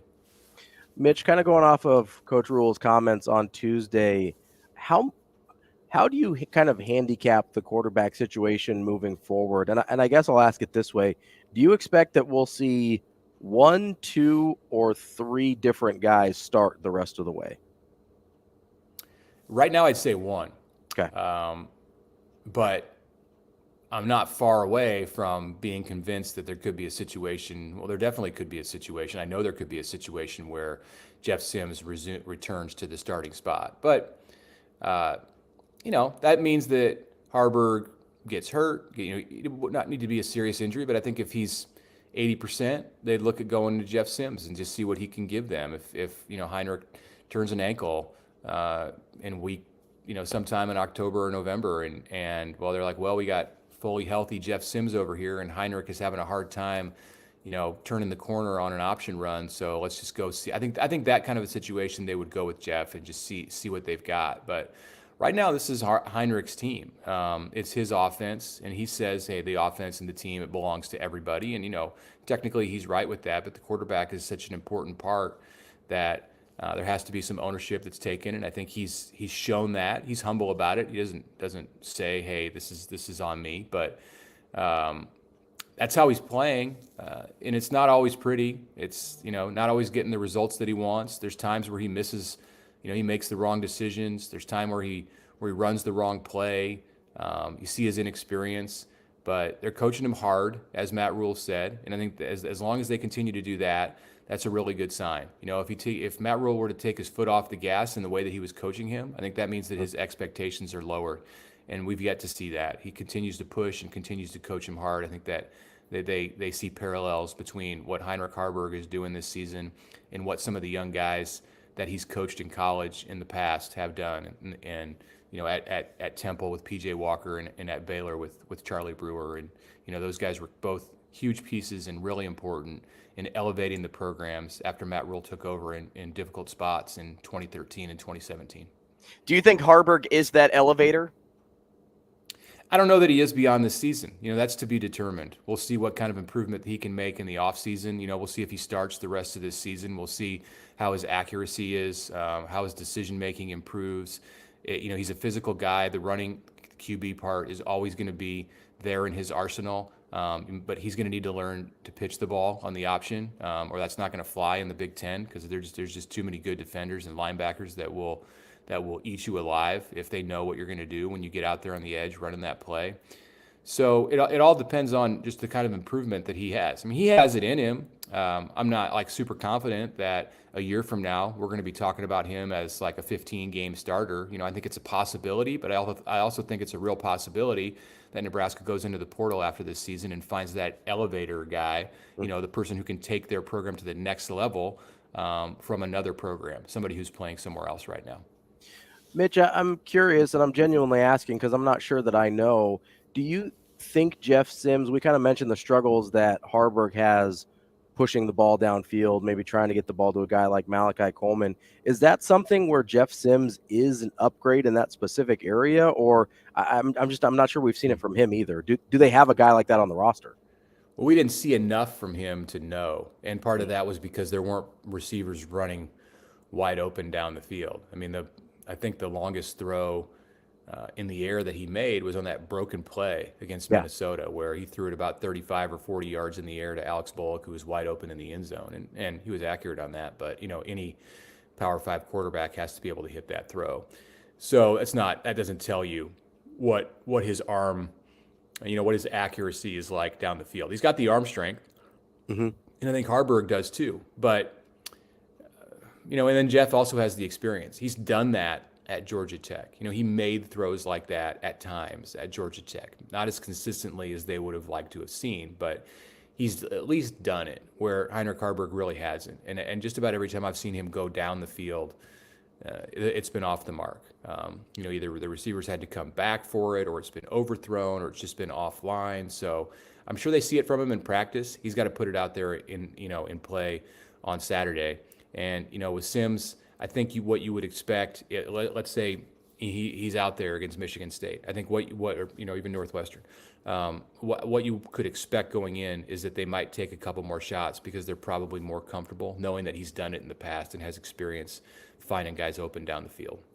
Mitch, coaches will be out on the road today and tomorrow to recruit during the bye week. What spots in town do you think will be of most importance? I can think of one, and his name just popped back up on the market, and I can guarantee Ravi has another option in mind. But what about you? Well, yeah, obviously there's going to be a presence at Buell Stadium on Friday night when Omaha West Side takes on Millard South, and that's the game of the year in the regular season in Class A and all the state of Nebraska. So, and you have a ton of players out there. You have players on both sides, players who've emerged this year from Millard South that Nebraska's taken a look at, and of course the whole long list of prospects at Omaha West Side in the 24 and the 25 class. So I'm sure Nebraska will have a presence at that game. If you're talking about Caleb Pyfrom and Omaha Central, who just popped back on the market, we'll see. I don't know what Nebraska's interest is there. Really haven't gotten any indication one way or the other that Nebraska's looking to get him into the mix. I don't believe, I could prove to be wrong on this, that his decommitment from Illinois was directly related to wanting to come commit to Nebraska. Otherwise, I think maybe we would have seen that by now.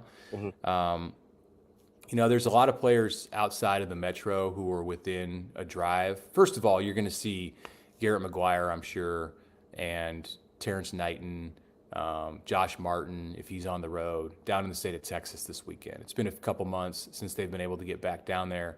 And it's so important for them to just maintain those connections. So those guys are going to be out in Texas, and then there'll be a bunch out in Nebraska and surrounding states, and maybe maybe E.J. Barthel will go out to the East Coast. I don't know exactly what their plans are, but I'd go check in on Carter Nelson if I was the coaches, and I might send Matt Rule to that game. Maybe I'd send Satterfield or Donovan Raiola over to check out Grant Bricks at Logan Magnolia in Iowa.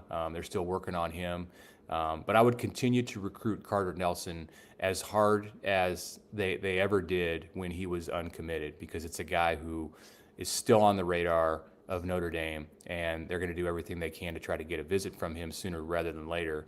And if you're Nebraska, you don't want to get caught flat-footed when that happens. Mitch Sherman from The Athletic. Terrific stuff as always. Mitch, we'll talk to you again soon. Thanks, Mitch. Okay, thanks, guys. That is our friend Mitch Sherman from The Athletic. Coming up Always next, good stuff. We're almost halfway through. Always terrific stuff there. And terrific range as well. It's got the recruiting covered, has the in-season stuff covered. He obviously has swimming covered too. I was saying, mixed in 500 or 50. I'm like, all right, Mitch, let's go. He's a versatile guy. We appreciate Mitch as always. Coming up next, we will have the second half of the show. Hurrdat Sports Radio. We will be back.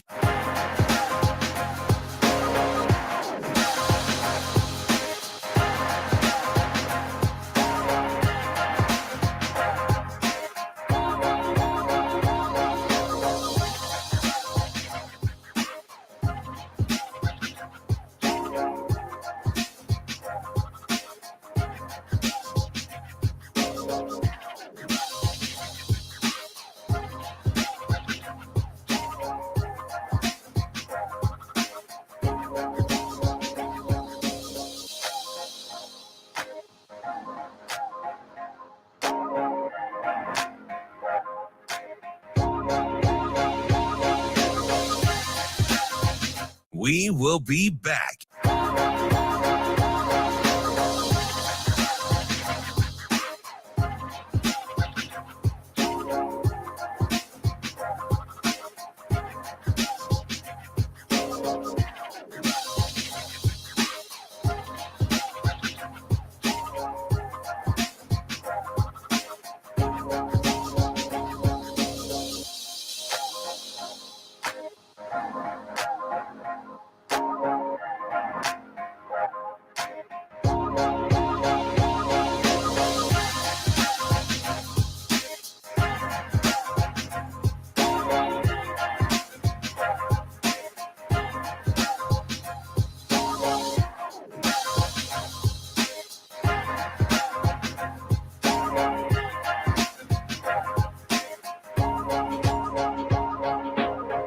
We will be back.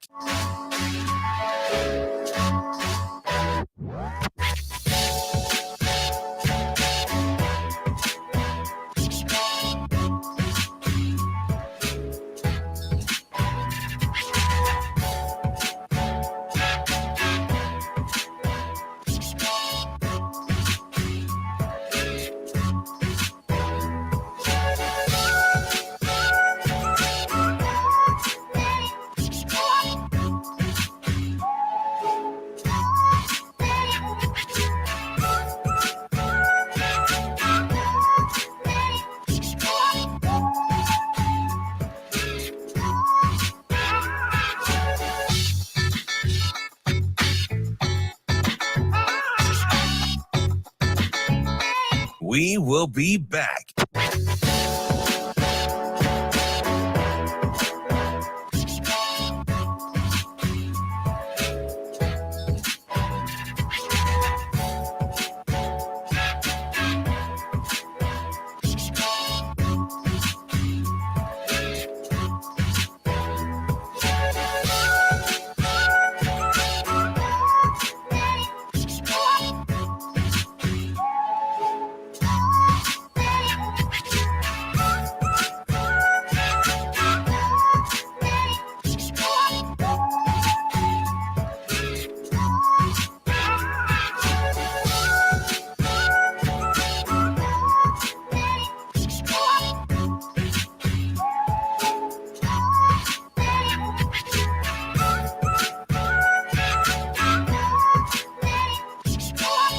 We will be back.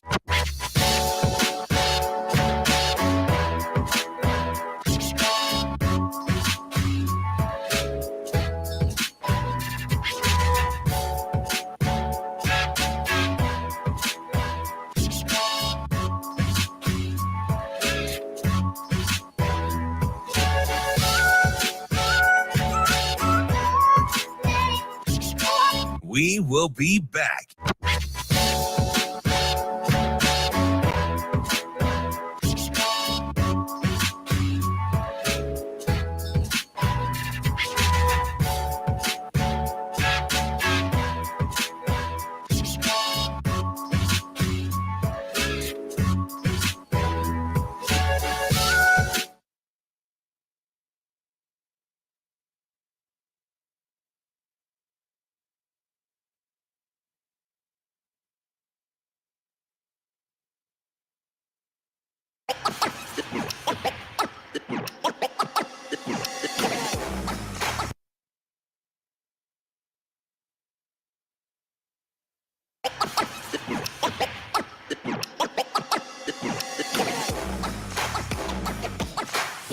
You're listening to Hurrdat Sports Radio. Let's lock in on this moment right now. Let's all just be here for a second, all right? I'm dead serious. Like, take a minute. Let's be everybody be right here. Okay? You guys worked your ass off to be right here. So let me tell you what's going to happen today. Okay, let me tell you what's going to happen today. We're putting away childish things. Okay, we're putting away fear because there's no reason for us to be afraid. Okay, we're putting away expectation. We are going to go out there today, and we are going to play the way we play. It's about our football. It's about the things you freaking guys do. I don't want anybody on that field hoping or waiting. I want guys out there demanding it from themselves and believing in the guys next to them, believing in what they do. I want to see your personalities come out tonight. As long as you just win one rep at a time. I just want you one rep at a time. I don't want you getting pulled out. I don't want you thinking about the score. Just like if we played these guys at practice. How would you guys be? You go after them. And that's what's happening tonight. I believe in you guys. That was clear. The coaches believe in you guys. You guys believe in each other, believe in yourselves, believe in the process, one snap at a time. RDB, every snap, what's next? Play like brothers. Play like brothers. Pick each other up. Help each other out tonight, man. That's why we've gone through what we've gone through. The camp you went through the first 2 weeks, but there ain't no victims here. If we die, we die. If we die, we die. Let's go steal home base like Ron said. Go do it tonight. Go make your plays. Go be you. Just be brotherhood. Let's go, man. Little bit of Herb Brooks in him, huh? Woo! Woo! It's a little early for that on a Thursday. Or maybe a little maybe Leonidas, right? I mean, if we die, we die. Tonight we dine in hell. Surprised we didn't get one of those from Coach Rule. Man, I'm great. fired up. I'm ready to go. I'm assuming that's from the GBR Rewind that I didn't get to watch yet. Yes, because I think I came across it when I was about to go to bed. Same. So it was about 10:30 when I saw it. I came home from softball and I was doing a couple more notes, pulled up YouTube because I wanted to hear the Tuesday presser again. Yeah. Just to touch on a few more things. And I go, wait a second, GBR Rewind? Yeah. Oh, GB Rewind, sorry. GBR Rewind. Yes. Play like brothers. Pick each other up. Help each other out tonight, man. I love it. I do too. I'm super jacked up. That's why we've gone through what we've gone through. I also, so there is, you heard his East Coast come out just a little bit where he goes, you freaking guys. I was like, there's New York Matt Rule. I found him. He's back. He does sound a lot like Kurt Russell. I mean, doesn't he? The camp you went through the first 2 weeks. Yes. Yeah, we got a little Herb Brooks miracle going on. I think that's 2 weeks. This is your time. I think this is 2 weeks in a row. We've referenced Miracle, which now go out there and take it. But no, that's incredible. I love that. I'm sick and tired of hearing what a great hockey team the Soviets are. That's a great movie. Screw them. I love that movie. That's kind of what I got. I got those vibes, though. You friggin' guys. It's like, screw them. Screw everybody. We play together. So if Herb Brooks and Leonidas had a baby, Matt Rule. There Matt we go. Rule. I thought about this, though, and I'm like, gosh, like I had my first coaching stint in the fall for baseball. Yeah. And, I wish I came at it with the passion Matt Rule came at it right there. I'm like, baseball is it was a little more lax because it's fall ball. It's not like it's like a practice league kind of, or not a practice league, but what I mean. Development league. Yeah, right? That's the word. Yeah. And so, I think about it even in like baseball season, like games happen all the time. Yeah. Until you get to you really the can't playoffs. do that in baseball because Right. you will burn people out. Right. Yeah. But in football it makes sense Yeah, because once a you week. play 13 times, Yeah. 12 times, whatever it ends up being. And If you're so lucky, 15 times. yeah, right, whatever. And because of that, you can do speeches like that. It's kind of like hockey's a similar way. Like, would you do that on Tuesday when you play, Right. X team? No, Is Coach Gabinet going into the locker room against Niagara tonight? Probably, because it's the home first opener, game of the season, right? yeah. And you're really getting into You it, want to get off on the right foot. But Right, you're but- not going to do this every night. right? And now you'll instill confidence in your Sure. group, but you're not going to do the passionate, The high-powered fiery, rah-rah. This is your fight speech. Yes. You're watching a movie, and that speech you heard from Coach Rule happens 30 minutes or 15 minutes before the movie's over. Yeah, right before the big battle scene, right at the end. It's the big speech. It's your Braveheart, it's your Leonidas, it's your Maximus, whatever it is, right? That's your speech right there. You go in right before you get into battle. But I'll tell you what, my parents never let me play football. I'll put on the pads. after Yeah, that you go put speech. the helmet on. You ready to go? I have eligibility left, Robbie. I can play.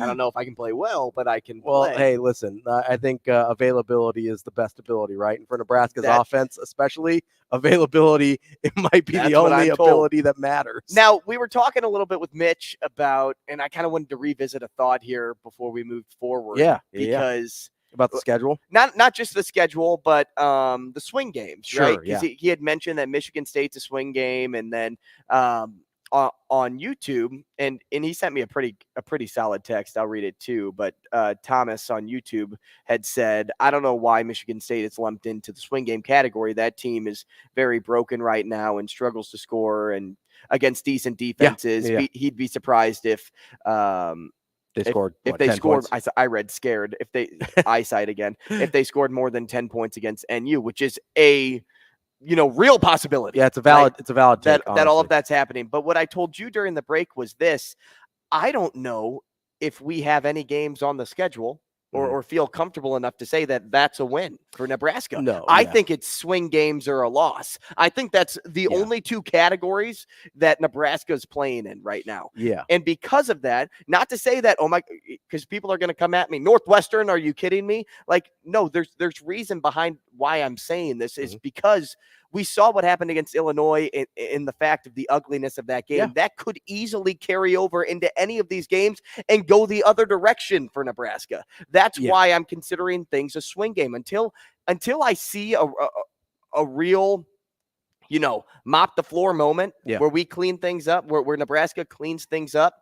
I'm not going to feel comfortable at all ever saying that Nebraska has a win on their schedule. That's why I also think Mitch said Michigan State was a swing game. Yeah. Even with those great points that Thomas brought up, even with the points about Northwestern not being, they're not going to be a competitive football team against Nebraska, right? Probably not. That's what the expectation is. But it's still a swing game because we don't know what Nebraska is going to bring in. Well, so it's a good point, and I brought this up kind of before the season as we're looking at the schedule, and I go, there's, I think I said before the year there's 10 winnable games on that schedule. Michigan's a loss and Wisconsin's a loss. Maybe you switch Maryland and Wisconsin now, but I don't think either of those. I mean, obviously neither of those are in the category of Michigan, right? There was only one game Nebraska could not win.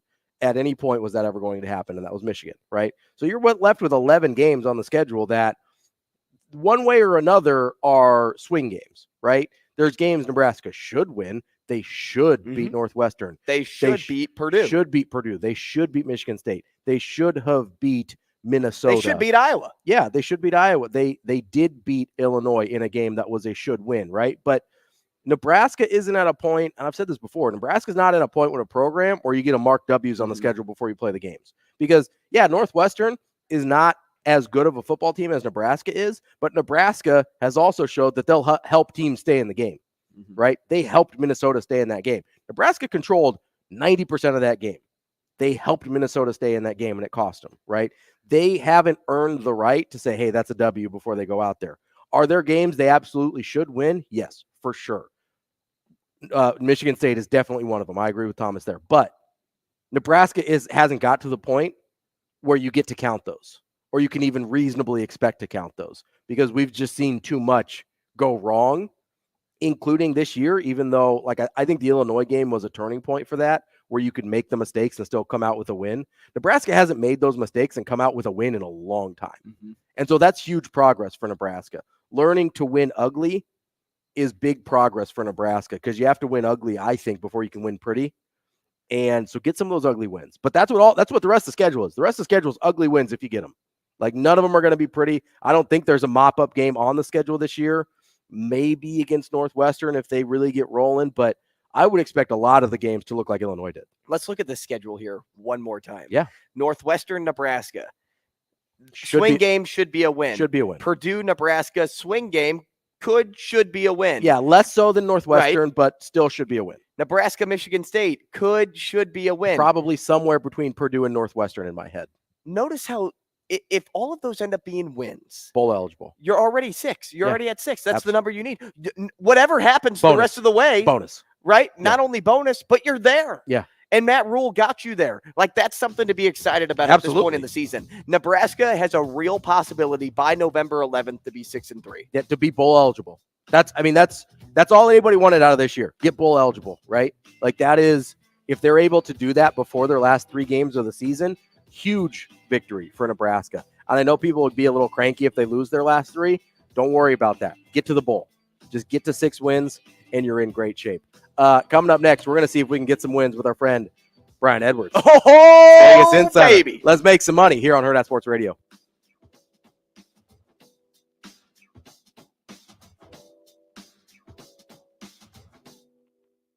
We will be back.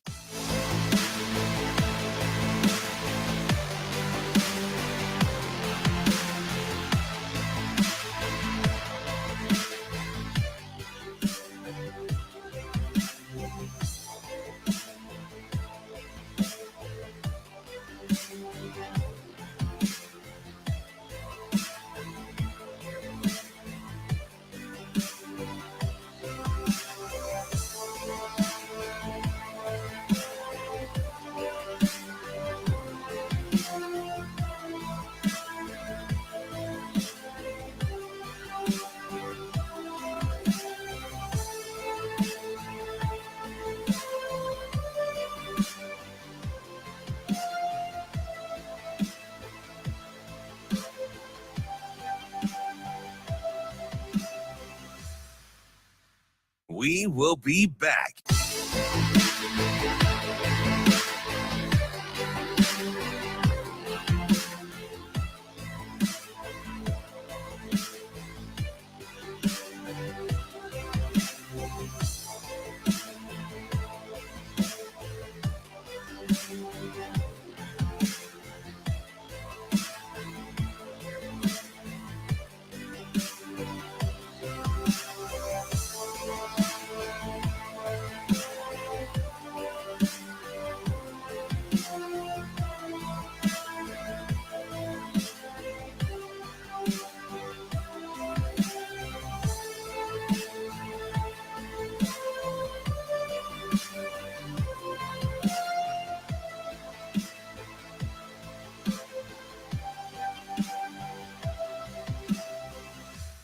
We will be back.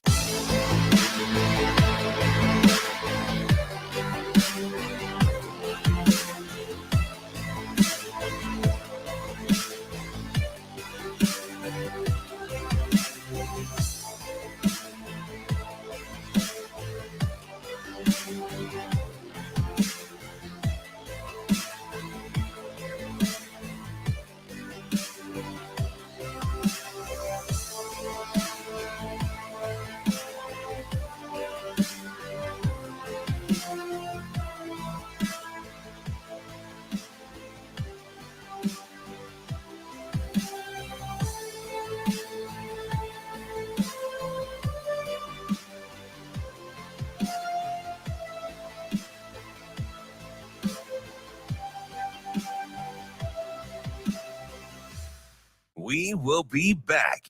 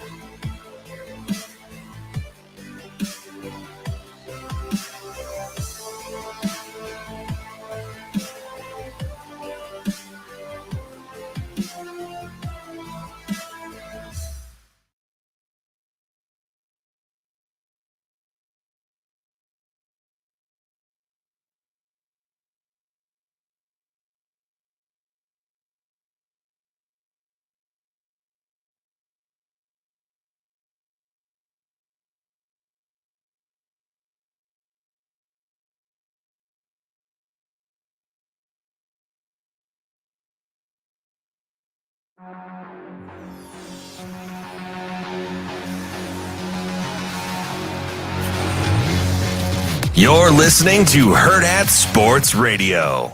Now, Vegas insider, senior handicapper, and fan of the cold Budweiser bottles, Brian Edwards. It's got to be touchdown, touchdown, touchdown. Brian Edwards. I don't really love it. Brian Edwards. The way they're using the cream cheese to butter the bagel. Brian Edwards. I'm going with the cowgirl. Here is Brian Edwards.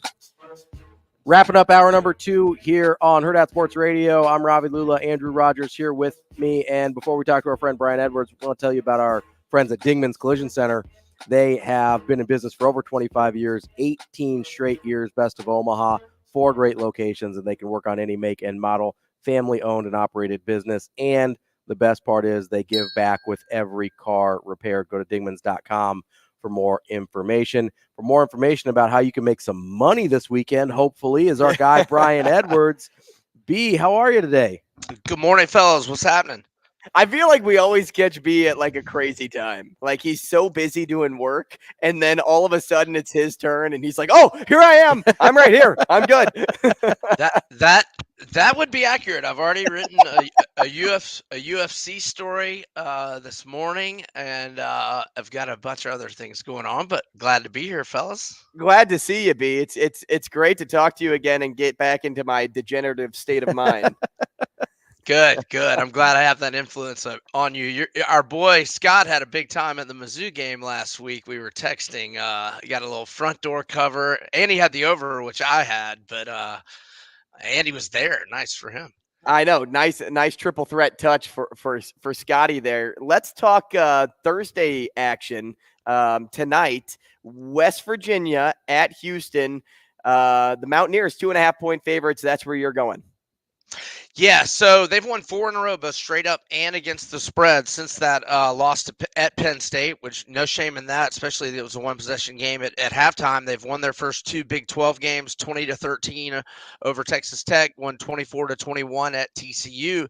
And, Houston has faced those same 2 Big 12 opponents with vastly different results. The Cougars lost at home 36-13 to TCU and got drilled 49-29 at Texas Tech. So, knock on wood, all I want him to do is win by 3 or 4. And a lot of books are down to 2.5. I got it at -3, half juice, -105. But again, like I said, I just want West Virginia to cover tonight. But there is a path for them to be 8-1 going into Norman.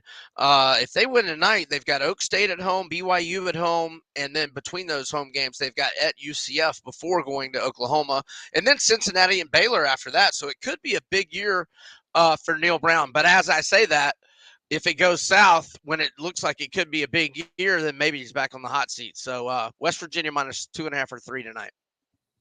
B, let's hop over to the SEC. Georgia, obviously, with that huge win over Kentucky last week, little bit easier of an opponent at Vandy this week. What are some of the plays you're looking at for Georgia?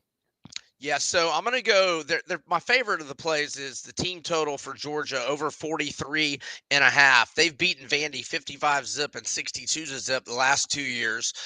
They had 51 last week against Kentucky, and they've scored 45 or more in 4 of their 6 games this year. Carson Beck seems to be getting better.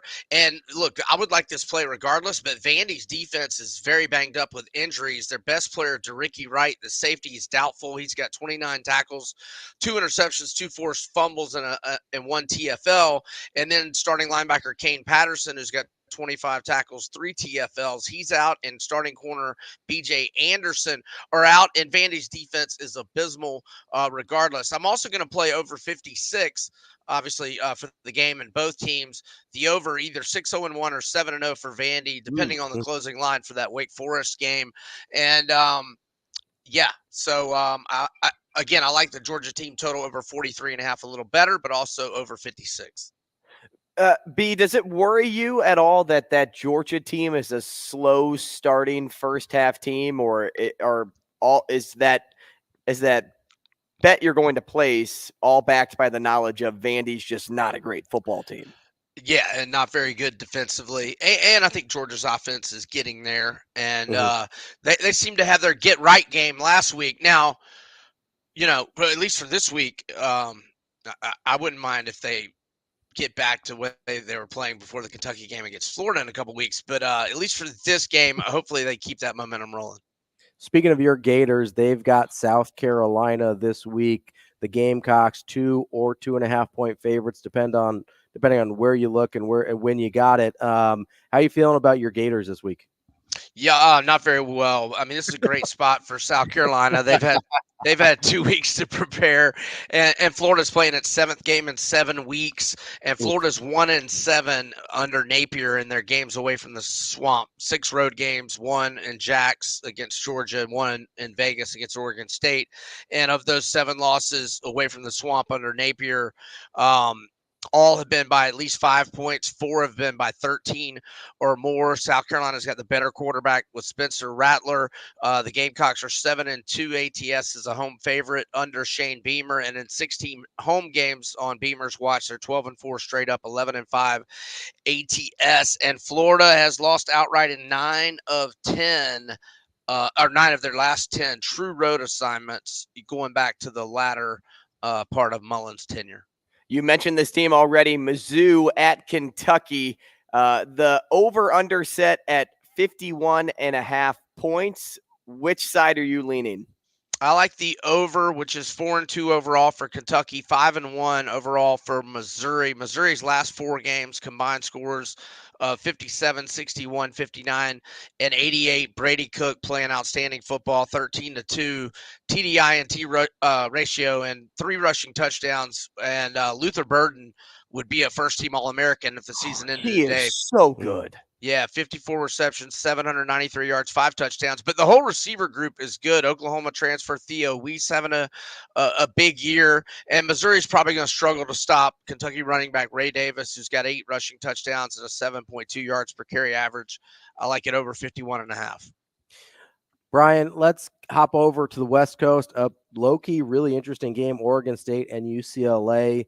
I've been pretty high on Oregon State this year, but UCLA pretty solid as well. Chip Kelly seems to have figured things out over there. How are you looking at that one? Oregon State's pretty much an automatic play for me at home these days. They're 15-1, both straight up and against the spread in their last 16 at home. And that was no misspeak.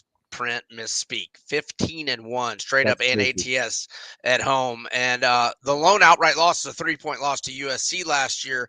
And regardless of home, away, or neutral, last 14 games, the Beavers are 12-2 straight up, 11-3 ATS, and 10 of those 12 wins by 12 points or more. And the only 2 losses by 3 at Washington last year and by 3 at Wazoo this year.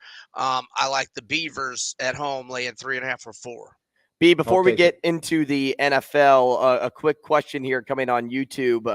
One of our listeners, Ken, asks, is it easier or which – let me read this. Easier league to handicap. That's how it starts. An offensive-minded league like the Pac-12 or the Big Ten? Oh, that's a good question. I haven't been involved with a ton of Big Ten games because I like to get a team I like to back or a team I like to fade. Like I found, Oregon State's a team I've liked to back at home here for a couple of years now. Mm-hmm. So I don't know that it really has to do with the scoring or not. I would just say right now I feel like I have a better feel for the Pac-12. I don't know if that answered this question correctly. I just haven't been involved with a lot of Big Ten so far this year. Appreciate that. Let's move over to the NFL, talk about my 49ers. They are going up against Cleveland. Sounds like Deshaun Watson probably not available. Is he available? Is he not available? Those are the reports. Regardless, they are 6.5-point favorites. Any concern about a letdown from the 49ers after that beating of Dallas on Sunday night? Not too much. I tell you what, though, if Watson doesn't practice today, I know he would still have a chance if he could practice tomorrow. But if he doesn't practice today, I suspect this line's going to go above 7. I got it at -5 several days ago. Wow. But you like it all the way up to 6.5, though? Well, Cleveland's not an I like it. Play. I like it all the way to 7, and I would get it now because if Watson doesn't practice, I could see this going to 8.5 or maybe. I mean, not necessarily today, but eventually. And maybe you can set yourself up for a hedge. But regardless, I like the Niners at -7 or fewer. If we got above 7, I would need Watson to definitely be out. But look, I know there might be some weather, but I don't trust meteorologists this far out. There might be some wind, there might be some rain, maybe. They botched that FSU Boston College weather forecast so bad like a month ago that. Not that I had much faith in them anyway, but talking about meteorologists. But look, I like San Fran's team total in the first half to go over. I got 10.5 early in the week. I would like it all the way to 13. Their team total for the game is 22.5 right now. Love that over. The Dolphins, real fast here, have a team total of 31 points, which seems low against a bad Panthers team. Yeah, I like it over. They're averaging 36.2 And no A-Chain, but look, I mean, Raheem Mostert's been great this year as well. They only had 31 last week, but they threw a 100-yard pick six on second and goal there late in the first half, and they completely hit the brakes on the offense there, pretty much the whole fourth quarter. So, yeah, Carolina's given up 42 and 37 in their last two road games. Not very good defensively. Miami's dynamic. Team total over 31. Now, if it gets more than 31, I would not play it over because it's going to be a lopsided game, and they might hit the brakes offensively in the fourth quarter like last week. Brian, real quick before we let you go here, Lions and Tampa Bay -3. What do you got? I got the Lions, and Mike Evans didn't practice yesterday. Amon-Ra St. Brown did, so that's good. Ooh, Brian big Edwards, lean. Vegas Insider. Let's go make some money. We appreciate it as always, B. Thanks, B. Thanks, fellas. Y'all have a great week. You too. Great stuff there from our Vegas Insider, Brian Edwards. Make sure you go check out all his stuff, brianedwards.com. Coming up, we've got hour number 3 of the show and Michael Bruntz on Hurrdat Sports Radio. We will be back.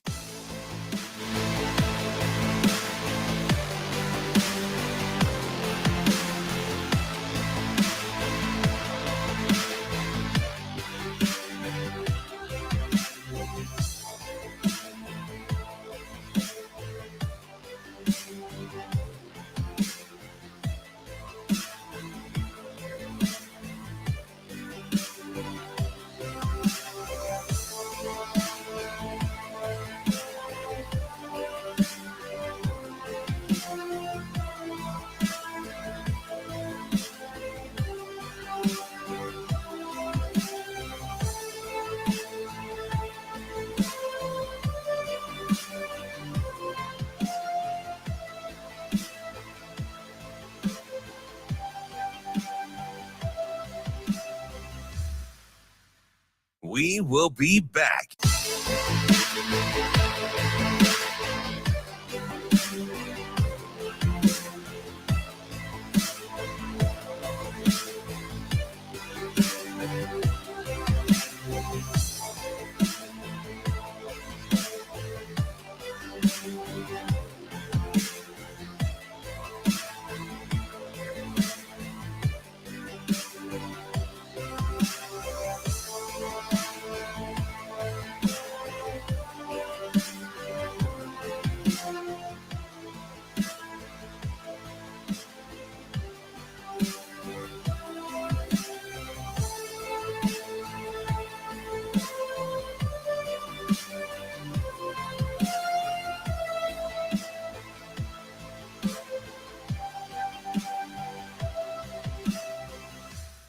We will be back.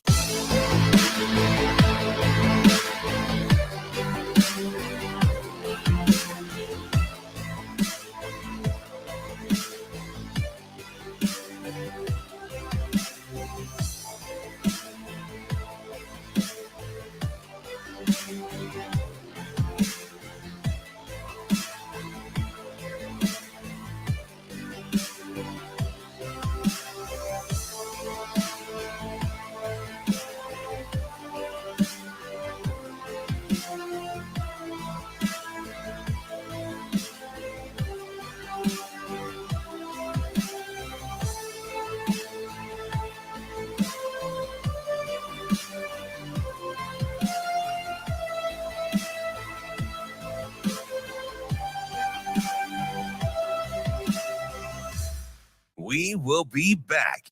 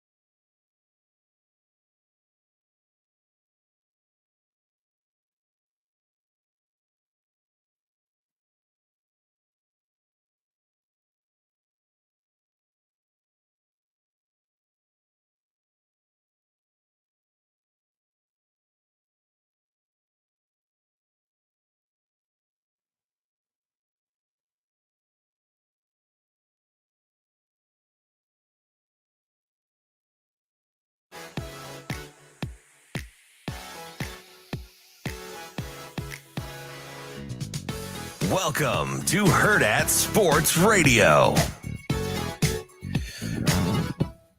Welcome into hour number 3 here on Hurrdat Sports Radio. I'm Ravi Lulla. Andrew Rogers here with me. Want to tell you about our friends at Dyer Law. If you've been hurt in a personal injury accident, you can count on the Dyer Law team to provide you with a helping hand when you need it, no matter what you're dealing with. Call the Dyer Law team 402-393-7529 or visit dyer.law to chat with trusted professionals about your personal injury claim.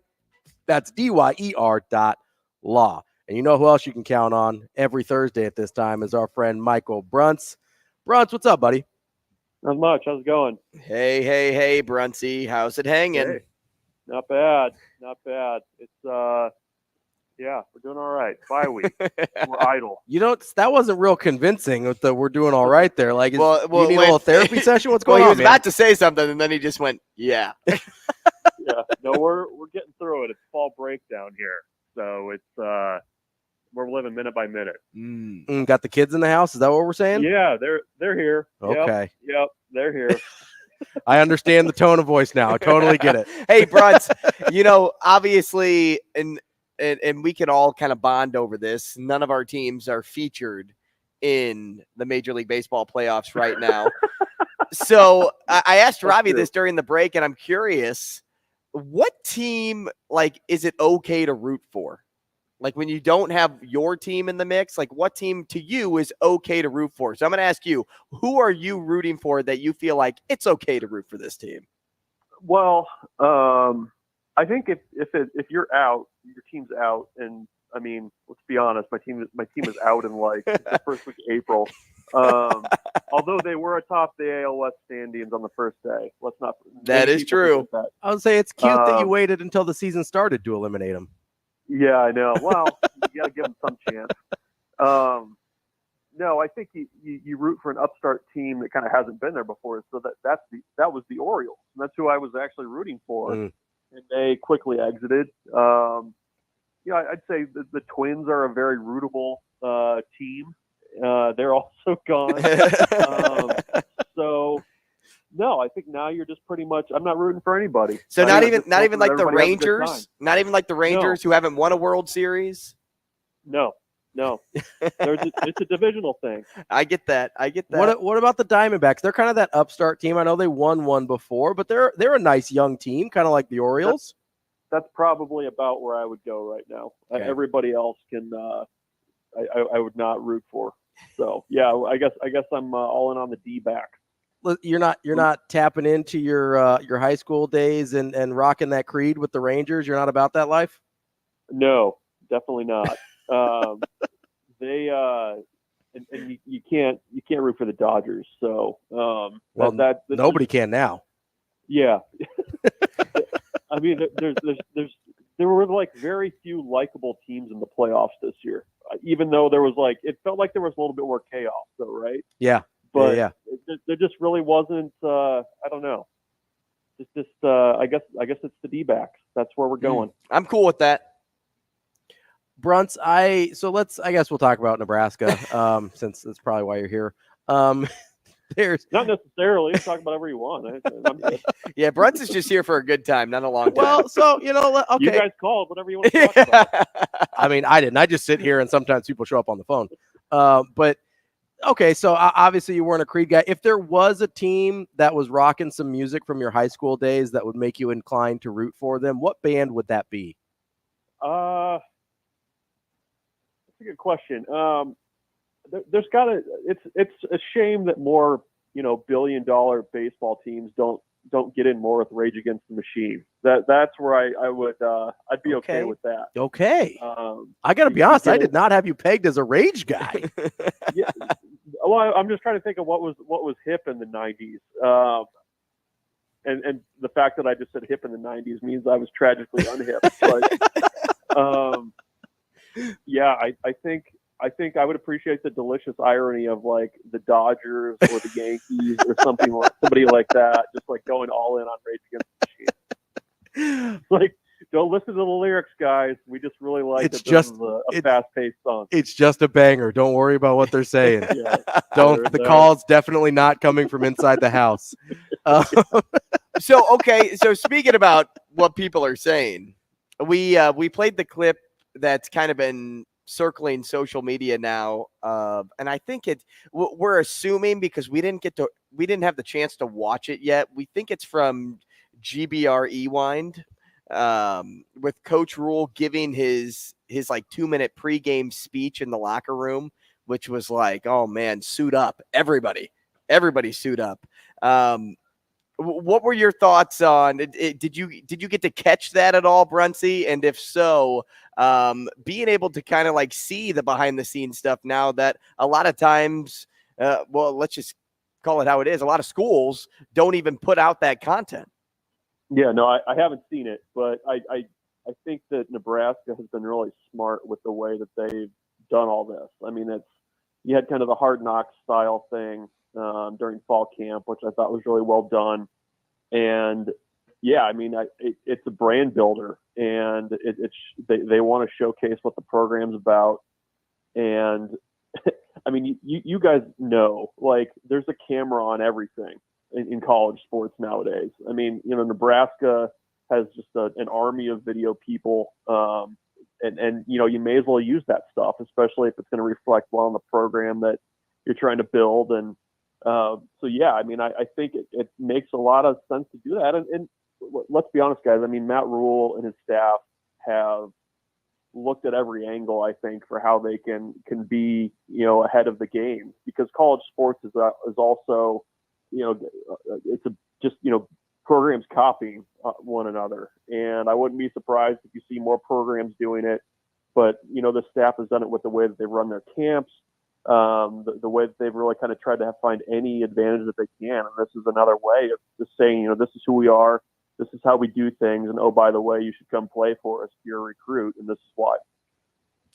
Bruntz, speaking of recruits, as the staff has some time to get out to different locations, whether it's, handful of guys probably heading down to Texas, maybe you go out to Ainsworth and make sure Carter Nelson is still feeling the love.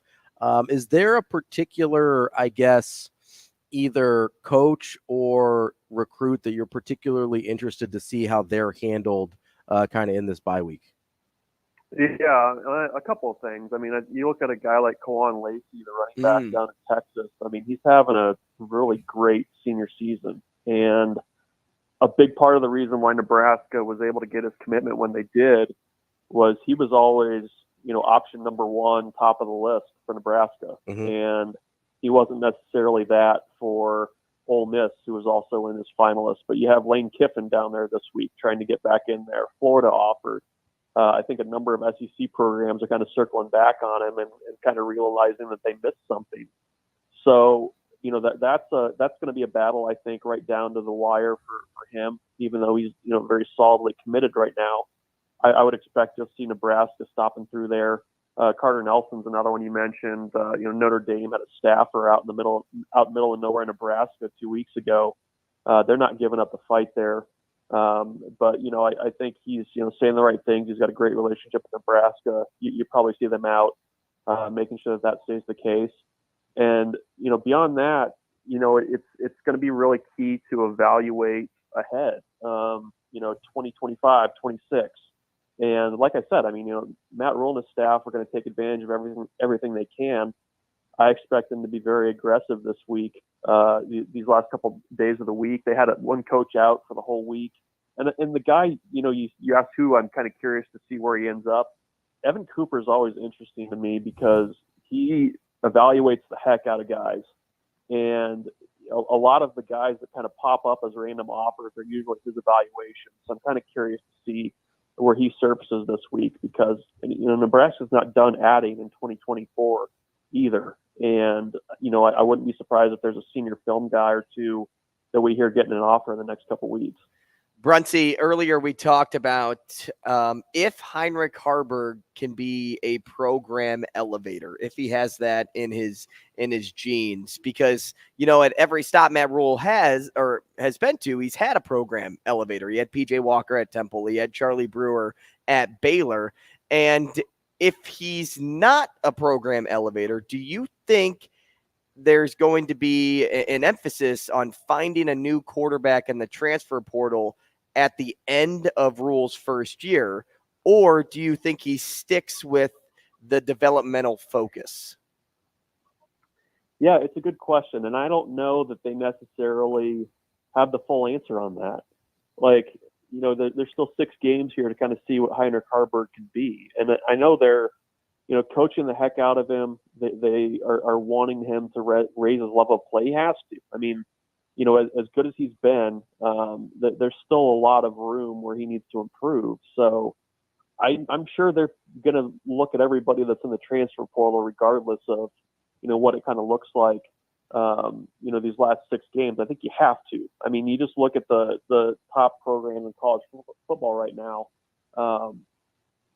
They've gone heavy in the portal, and I think Nebraska has to do that. But at the same time, I think if you have a guy in your program like Haarberg, a guy come in like Danny Kaelin that you feel good about in your ability to develop, maybe it allows you to be a little bit more choosy. Maybe it allows you to, not have to take a risk on somebody that you're a little bit iffy about. So I think you can do a little bit of both. I mean, I think there's going to be turnover. I mean, there has to be with the numbers of guys they're bringing in. So, I guess that's my long answer. My short answer is we'll see. And I think a lot of that depends on how the next 6 games kind of go, and whether they feel like Haarberg can be the guy long term.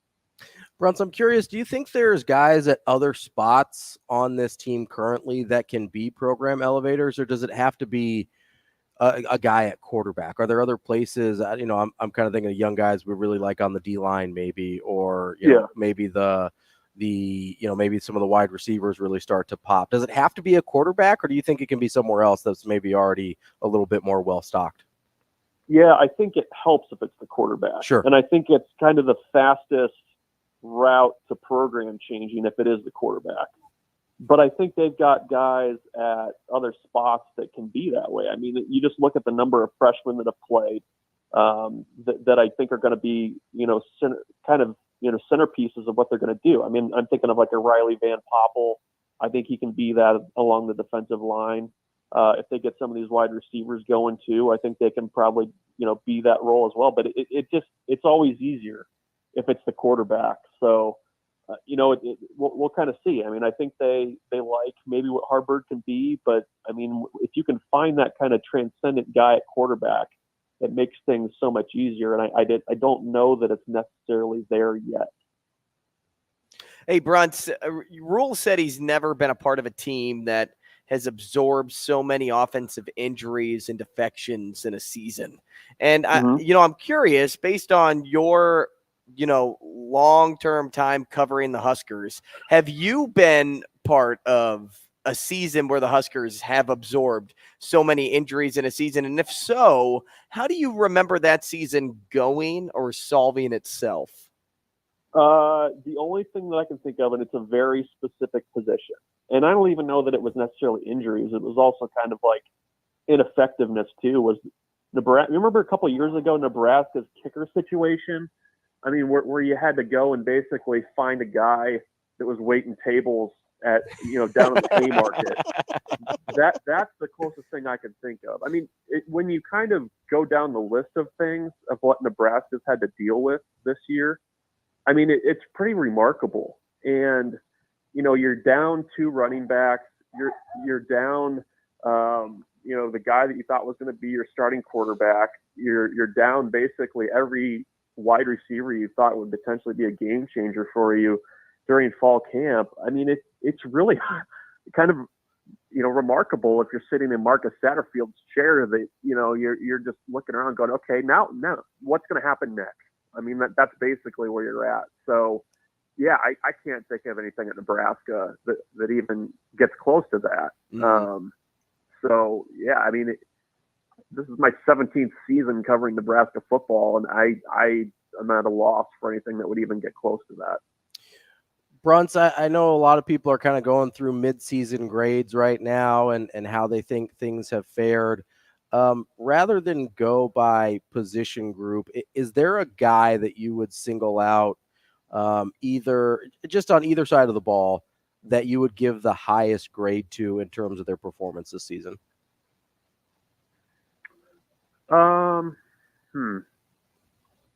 Well, it's got to be on defense. Sure. And in my mind, maybe it's recency bias, but I think Gifford's having a heck of a season right now. I think he's, when you kind of talk about, you're asking about kind of cornerstone guys, transformational type guys. I mean, I think he would kind of fit that bill a little bit. Maybe not as a younger guy, but a leader, a guy that shows up and plays hard and is really a key piece there. And, with Deshaun Singleton being out for however long he's going to be out, it sounds like he's going to be back at some point. I don't know when that'll be, but, Gifford becomes even more important in that picture in kind of making that defense work on the back end there. So I would probably go towards him. I mean, I think he would be up there. Nash Hutmacher was the other one that kind of came to mind. Yeah. Anytime you have a guy that's just, in there completely wrecking shop and holding it down in the middle of that defensive line, it makes everything else look so much better. So I'd probably say those two. I mean, I think they've played so many guys on defense this season. You at various points could probably mention various players, but I think those two have really been the most consistent and probably, in Hutmacher's case, probably the most flashy for what he's been able to do in the run game. And you're seeing that reflected in the stats too. Bruntz, I don't want to shut down the turning point feeling or narrative, but I'm not sure if I could use that language just yet until this team ends up playing a game in December. And, we were talking a little bit before we chatted with you about the rest of the schedule. And the next 3 games on the schedule really could lead the Huskers to getting to that 6-win mark and playing in December, even if they lose out after that point, because they have Northwestern, Purdue, Michigan State. We called them swing games. We don't have any game jotted down as a W yet on the schedule. And I'm curious, is that the approach that fans, like all fans, should take by not just writing down a W and knowing that even though Michigan State's not a fantastic football team, Northwestern's not a fantastic football team, that's still considered a swing game for this team? I don't think that anybody should be writing W's on the schedule before it happens when it comes to Nebraska at this point. Purdue is the kind of program that Nebraska has lost to consistently over the last, 3-4 years. Even Northwestern. I mean, they've beaten Nebraska when Nebraska's been the better team. They have their warts, they have their issues. There's no denying that. But I think sometimes Nebraska fans view things through the lens of maybe where Nebraska was coming into the Big Ten rather than how things have played out on the field the last few years. There are no doubt, according to the numbers and everything else, games that Nebraska should very much be in will probably be favored in the next 2, as they should be. But you saw the other night. You've got a chance to basically put Illinois out of its misery. Mm-hmm. They're basically begging to be beaten, and you can't. You fumble the ball twice in the red zone. Those types of plays, you've got to get them out of the program before you can start, really banking on wins. That being said, these are opponents that are going through their own transition. Northwestern, obviously. They've had a heck of a year, just put it that way. Purdue is, looks good sometimes, looks lost at other times. Michigan State obviously has their things that they're going through.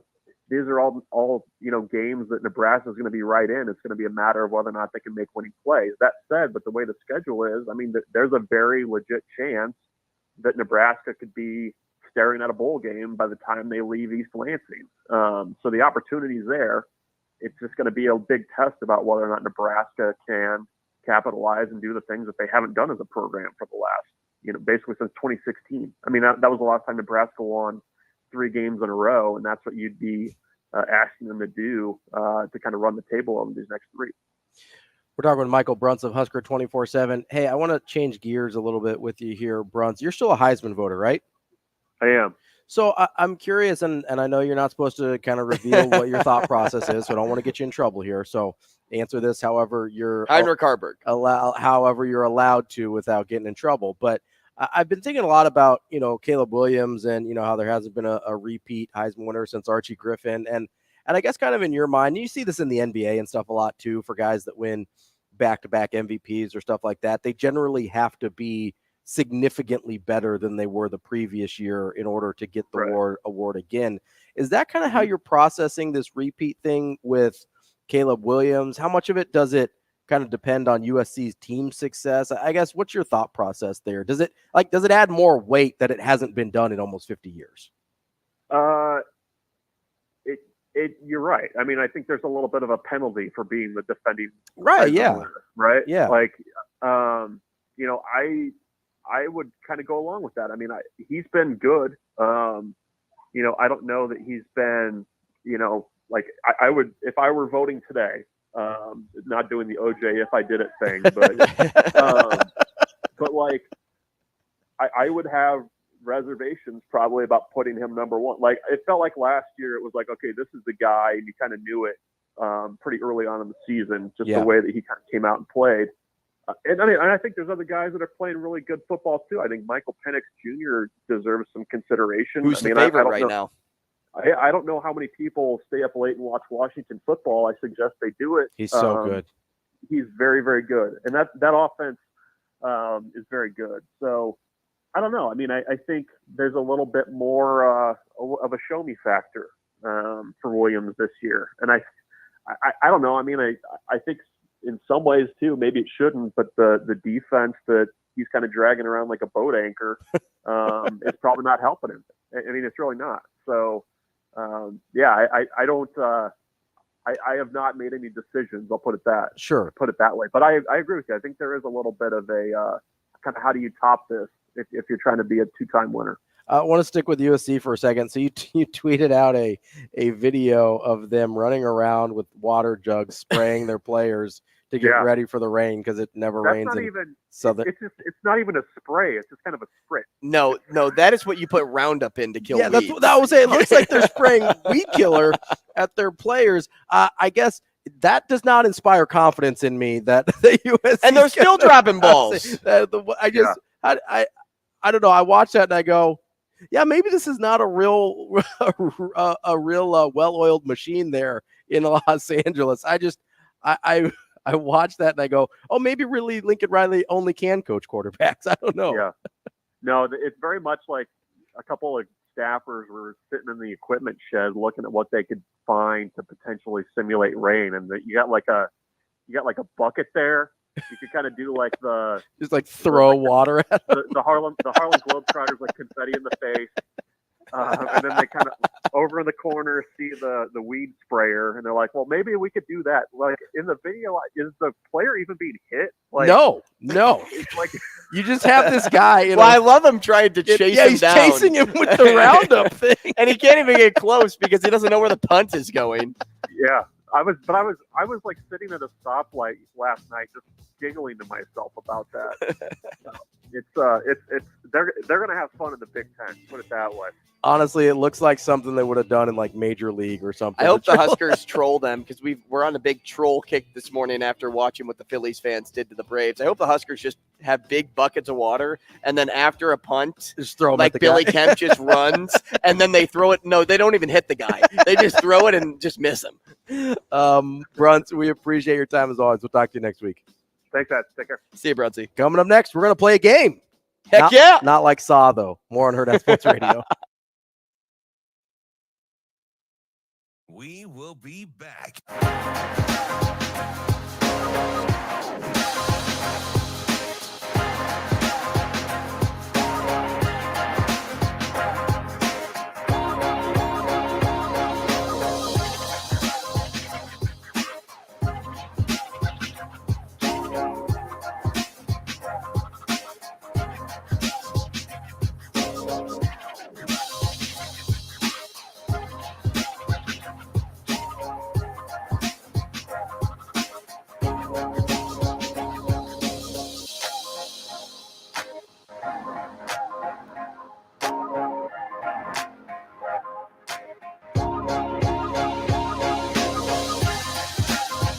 We will be back.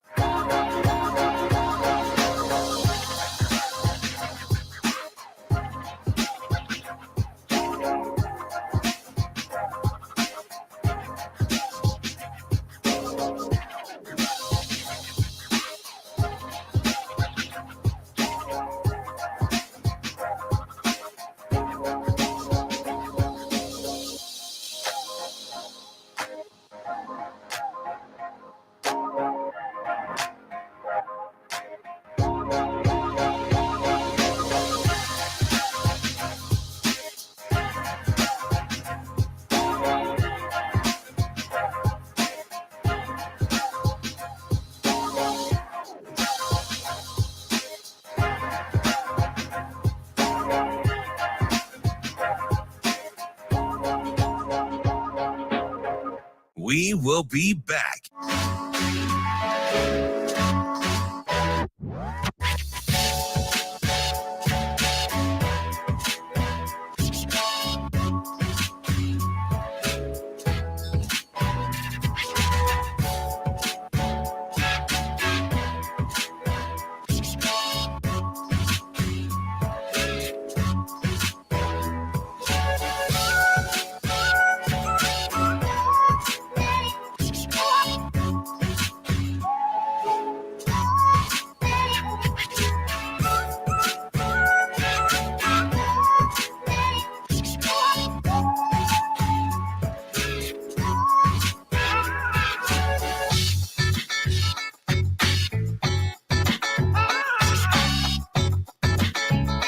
We will be back.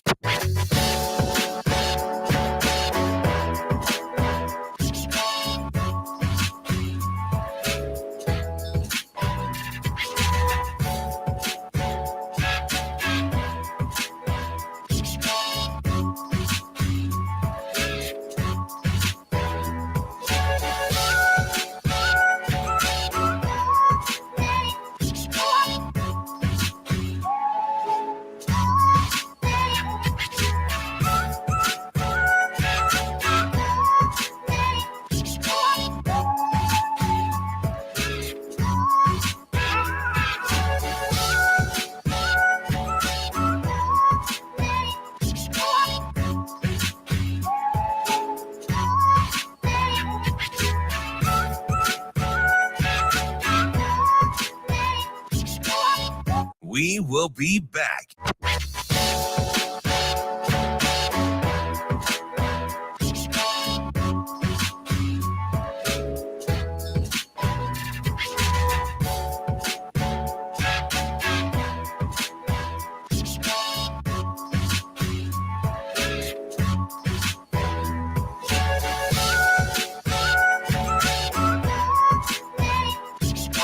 We will be back.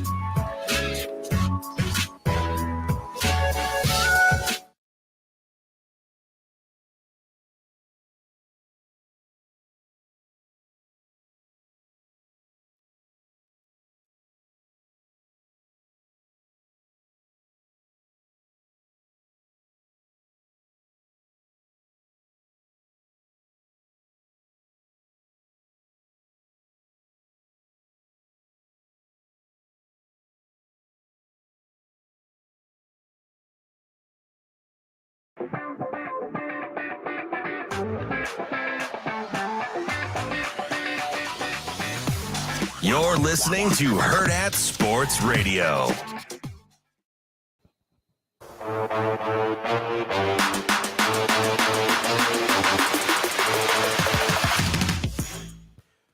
Welcome back to Hurrdat Sports Radio. Ravi Lulla here. Andrew Rogers here with me. That's me. Well, that is you. Want to tell you about our friends at Pratt Dental. Dr. Pratt is the only dentist in Nebraska that provides the BioClear method. He is certified in it. Located in North Platte, Nebraska, the BioClear method and modern smile design can correct many aesthetic dilemmas in a permanent and less invasive manner than traditional treatments. Give Pratt Dental a call, 308-221-2800. Want to remind you that we're on an AM 590 ESPN Omaha, ESPN Tri-Cities in central Nebraska, and for the 9 o'clock hour, KFOR, our friends in Lincoln. How about that? Andrew, you tell me you have a game. I have a game. You want to play? You know, I would like to play. I don't have a puppet, though, with Good. red targets on its cheeks. Not a big puppet guy. Riding in on a bike. Now, Muppets maybe, but puppets, no. That's a pass. No, okay. That was the weirdest thing I've ever seen in a movie. Saw? That puppet coming out on the tricycle. Mm-hmm. Yeah. Yeah. Yeah, not Freaked fun. me out. Yeah. Not fun. Yeah. It is Halloween season, though. It is. So it's probably on man. TV. I have a really hard time watching sports in October because it's a great sports month, right? Uh-huh. You got NFL, you got college football. Arguably one of the best sports months. Yeah, it really is. It's probably NHL starts off. For me, second behind March, and March is carried only because I love the NCAA tournament so much. But it's probably the best overall sports month. You know, you've got basketball. Well, and basketball is about to start too, because the NBA starts at the end of the month, right? So great month. Every sports station, though, every game has these freaking horror commercials. I can't tell you how many times I miss chunks of game because I'm like panicking with my remote to get it off of the Exorcist Believe commercial. I'm like, I hate that. I hate horror movies, and I don't even want to watch the commercials because I'll have nightmares. I'm a child. Like it's the worst. Well, I'll tell you what, we got a game. It's this tough, game isn't tough the out worst. here. Good. I'm excited. It's not the worst. And here is the game. We are going to double dip here. Okay, is that what the game's called? No, but that is a great name for a game, and I'll save it for a different place. We're going to do this for the radio and for social media. Okay. Same time, we are building an NFL team using the generator that you get on social media. Okay. So, you know, like when you had the logos pop above your head and you see people, they click on it, and if it stops on the Lions, you choose a player from the Lions. Jared Goff or right. Yeah, but here's what we're doing, Robbie. Okay. You can pick from any position. You get a quarterback, a running back, 2 wide receivers. Okay. I'm going to type these down. I am. I want to make sure. 2 wide receivers. A tight end, a kicker, an offensive line, a defense, and a coach. Okay? Okay. And we'll build a team. So if it lands on the Lions and I say I take Amon-Ra St. Brown, sure, that means you can't also take Amon-Ra St. Brown. You have to take somebody else. Okay. Then the next team that goes, you get the first pick. Okay. And so forth. At the very end of this, during the break, I'm going to tally up via fantasy scores. Who did the best? What I saw last week in fantasy. Okay. Okay. Who did the best? And then we'll grade our team that way. Don't pick your guys based on how you think they did last week, though. Okay. Pick the better player. All right. And then we'll just go from there. How are we evaluating offensive line and coach on fantasy points? Those aren't being evaluated. Okay, just the other ones. Yep, just the other ones. Okay, got but it. This is going to be the team that we build, and then we're going to let our audience grade how they think we did. Kind of similar what we did to yesterday with flag football, or Tuesday with flag football. Sure, yeah. But this is kind of a new twist on it. All right, you ready to go? I'm in. Would you? I'm going to give you first pick. Oh, okay. What a generous guy you are. So you know what? I'm just going to start this thing off. Let's see what the generator. Team 1 is the Baltimore Ravens. Ooh, okay. This one's a little tough. I'm going to go with my guy Mark Andrews at tight end, fellow type 1 diabetic. Shout out. Let's go, Mark Andrews. Do I go Lamar this early? See, that's what I think I can get a better quarterback. I go Mark Andrews. Where are you going? I'm going to go Lamar Jackson. Lamar Jackson. We'll take Lamar as my quarterback. Ken asked a very good question, and I'm prepared to answer. Okay. What if the spinner lands on a bye week team? If that's the case, then I am going to take the fantasy points of the most recent week before. Yeah, the most recent week. Correct. Good question, Ken. All right, team 2. My choice. My choice. You get to go first. The Patriots. I will take. I'm going to take Bill Belichick. Dang it.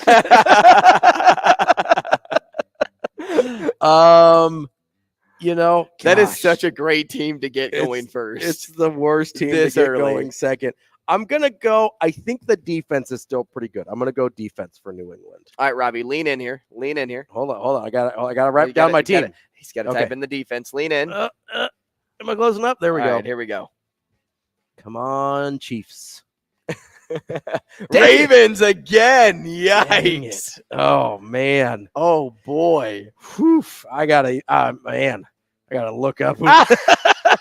Well, do we do Ravens times 2 or do we do a new team? Let's do another one. We don't want to double up on teams, right? You going this time? Yeah, I'll go. Okay. Because you'll just get the Ravens again. The Rams. Rams. Give me my guy Puka. Puka Nacua. That's my guy. I'll take Cooper Kupp. Look at that. Just the wide receivers for the Rams doing the Lord's work. Hey, not bad. Not bad at all. Chicago Bears. Oh boy. I will take DJ Moore. See, I've got a terrific one for this one, and I know you said not to do this. but he's on my fantasy team, so I know he balled out last week. I'm going Justin Fields. Well, DJ Moore balled out too. I so know. I was playing DJ Moore with Justin Fields, but that's still the right choice. Both of those guys are the right choice. Yes, for every time that Justin Fields did something good, like my score would go up, but I was like, oh, there's one up more. Dang it. All right, next choice here, Ravi. The Panthers. Ooh, the Panthers. Woo. Whew. Shoot. I don't know if I like anybody on the Panthers. Thank goodness you took New England's defense, because I know what I'm choosing. I'm just trying to think of anybody besides Bryce Young on the Panthers. Miles Sanders is their running back. Okay, Miles Sanders isn't bad. Who do we got at wide receivers for? They have Adam Thielen. He's a stud. He was a stud, but he's been playing really well. All right, hold on. Adam Who do we got Thielen's here? always been just always good. I'm gonna go. Yeah, I think I have to go Miles Sanders here. Okay, I'm taking Carolina's defense. Well, good for you. And here we go. The next team on the list, the Buffalo Bills. Unbelievable that I can't take Diggs here. I think it's terrific. I think it's wonderful. I am going to take the Bills offensive line. All right, I'm taking Diggs. Well, because I already have DJ Moore. I know. I had a spot open. I'm ready to go. There's Ravi. I've got kicker, offensive line, and coach left. Vikings. Oof. Who's the Vikings kicker? Do we like the Vikings kicker? I'm trying to remember here. Who is the Viking? Should we? I can't even remember off the top of my. Only Vikings kicker I can think of on my head right now is Blair Walsh, and that's not right. I'm thinking I was going all the way back to Gary Anderson. Greg Joseph, huh? Listen, I don't like their coach. I don't feel good about the offensive line. I guess I'm going Greg Joseph. All right, I'm going to take TJ Hawkinson at tight end. That's a good pick. That's a better pick than Greg Joseph. Didn't you have tight end open? No, I didn't. Oh, you had Andrews. I had Andrews. Even better. I went Andrews early. All right. Huge. Okay, I got a kicker and a running back left. I need somebody good. Offensive line. Rams again. Oh, we already made the rule though. No back-to-back. Oh, that's right. Yeah, we did. Thank goodness. Dang it! I was going to take McVay. Come on, Bills. Ooh, okay. Can't do it. Oh yeah, we already did it. Dang it! Can't do it. Give me a Niners in here. Jeez. Saints. Okay. I don't want to. Do I take Kamara? Kamara isn't bad. Kamara's not bad. Kamara isn't bad at all. Kamara's very Could I get a better running back than Kamara? I mean, we're running out of time is the problem. All right, I'll go Isn't with their kicker solid? I think so. Their kicker is, unless he was last year. Oh, Will Lutz isn't there anymore, right? I have no idea. I don't pay attention. You're the kicker guy. You love kickers. Son of a gun. I'm going to go Alvin Kamara. I guess I'm going to go Dennis Allen as my coach here. Do you have kicker open? No, I don't. I have only All offensive line and coach. I'm guessing going Dennis Allen for coach. Here we go. Last team. Seahawks. I guess I'm offensive Jason line. Myers? Okay. I should have waited. I'm going offensive line for That's Seahawks. fine. That's not bad. I could have taken Kenneth Walker or Alvin Kamara. That's fine. Yeah, you're okay there, I think. Jason Myers is in Myers is in Seattle, I think. Is he? I thought he was. I'm pretty sure. I thought he was in Miami. I think he's in Seattle. I think I dropped him off my team a couple weeks ago. All right, Jason Myers is Seattle. Okay. Okay, all right. so you're good there, All right, Jason all right, Myers. All right, so our teams are complete. I will count up the fantasy points. The number cruncher's up next. And we will go from there. We'll see how we do. We'll wrap up the show next on Hurrdat Sports Radio.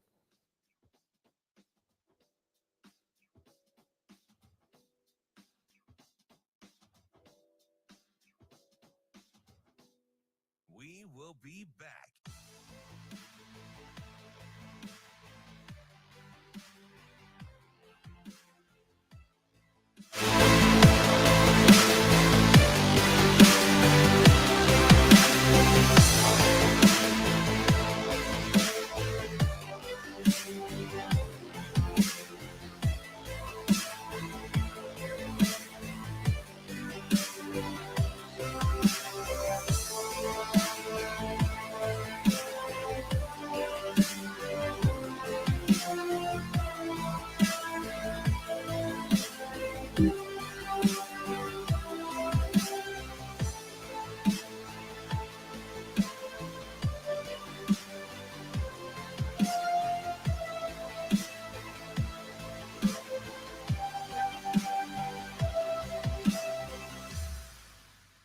We will be back.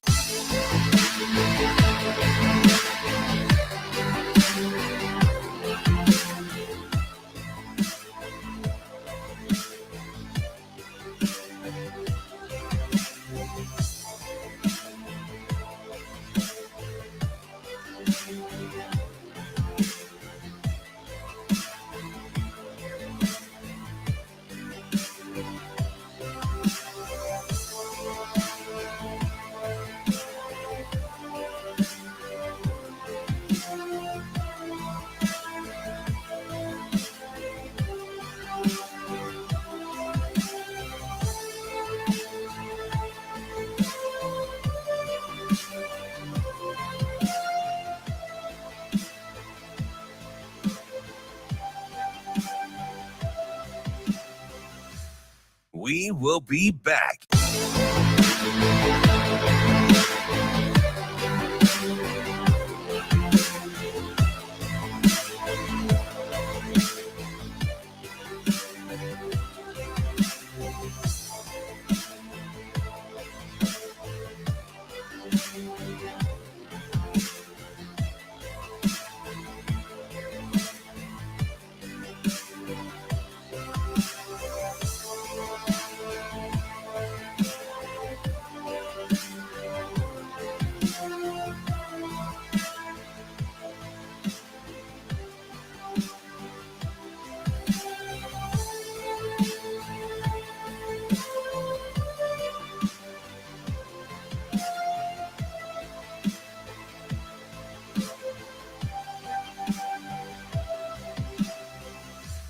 We will be back.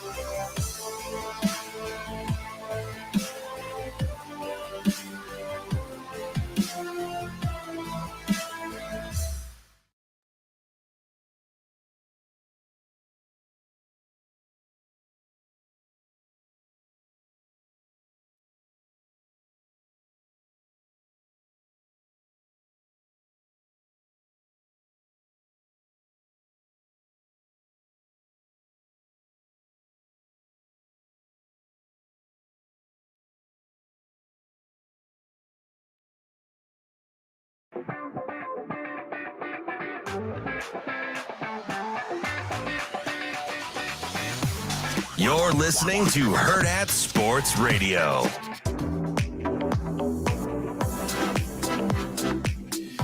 I know you can't see it, but you're back. Oh, thanks, Shane. Wrapping up the show here on a Thursday. I'm Ravi Lulla. That's Andrew Rogers. This is Hurrdat Sports Radio. And naturally, once a day, Internet goes goes down. We We will try to reconnect. Yeah, we're trying to reconnect so you can see us on the stream. But, of course, you can listen to us on AM 590, ESPN Omaha, ESPN Tri-Cities, or KFOR in Lincoln. You hit that refresh button, Andrew. Let's see what happens. While you're doing that, I want to tell you about our friends at Rockbrook Camera.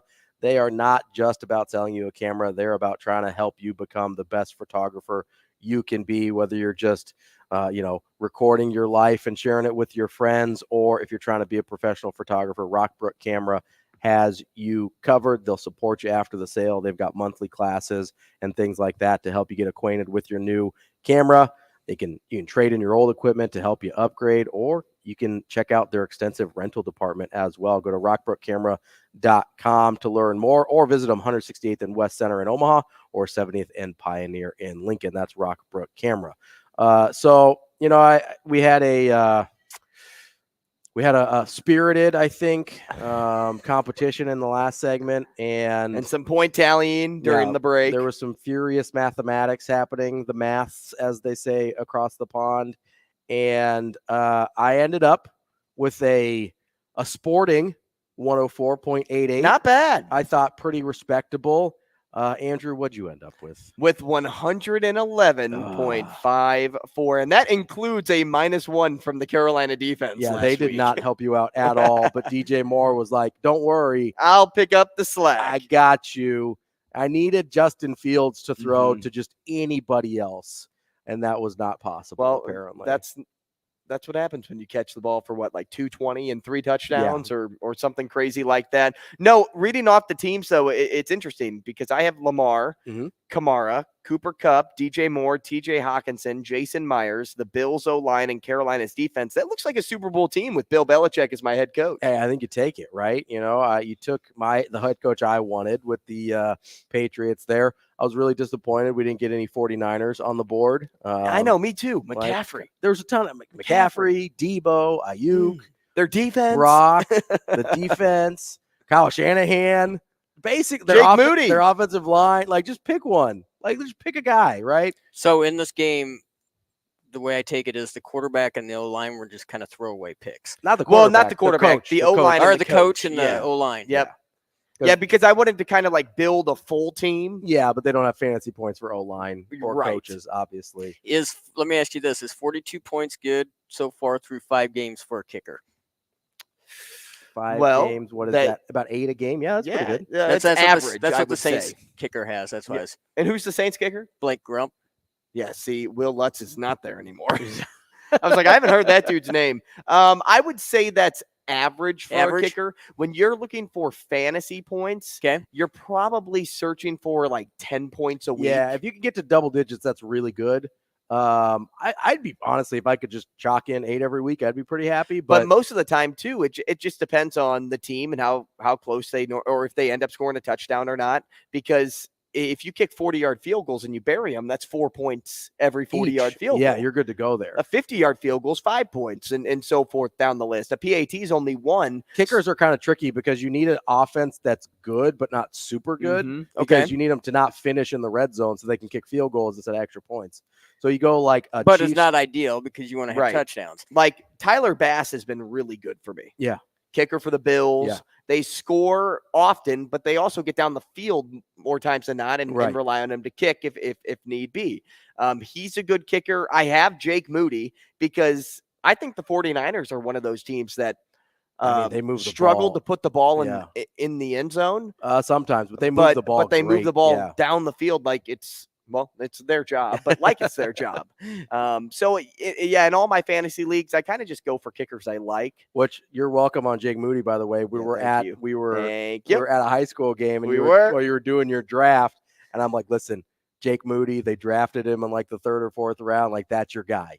And he became my guy. And he's been good. I have Tyler Bass, like I said, in one league. I have Evan McPherson in another, a Bengals player that team has really struggled to find the end zone. Yeah, so that I was going to say McPherson, colored grass. I bet was pretty good there. But Jake Moody, been happy with Jake Moody after Robbie Gould finally moves on from a 35-year NFL career, basically been around forever. But no, that was a fun game. I liked that. That was you come up with that all on your own?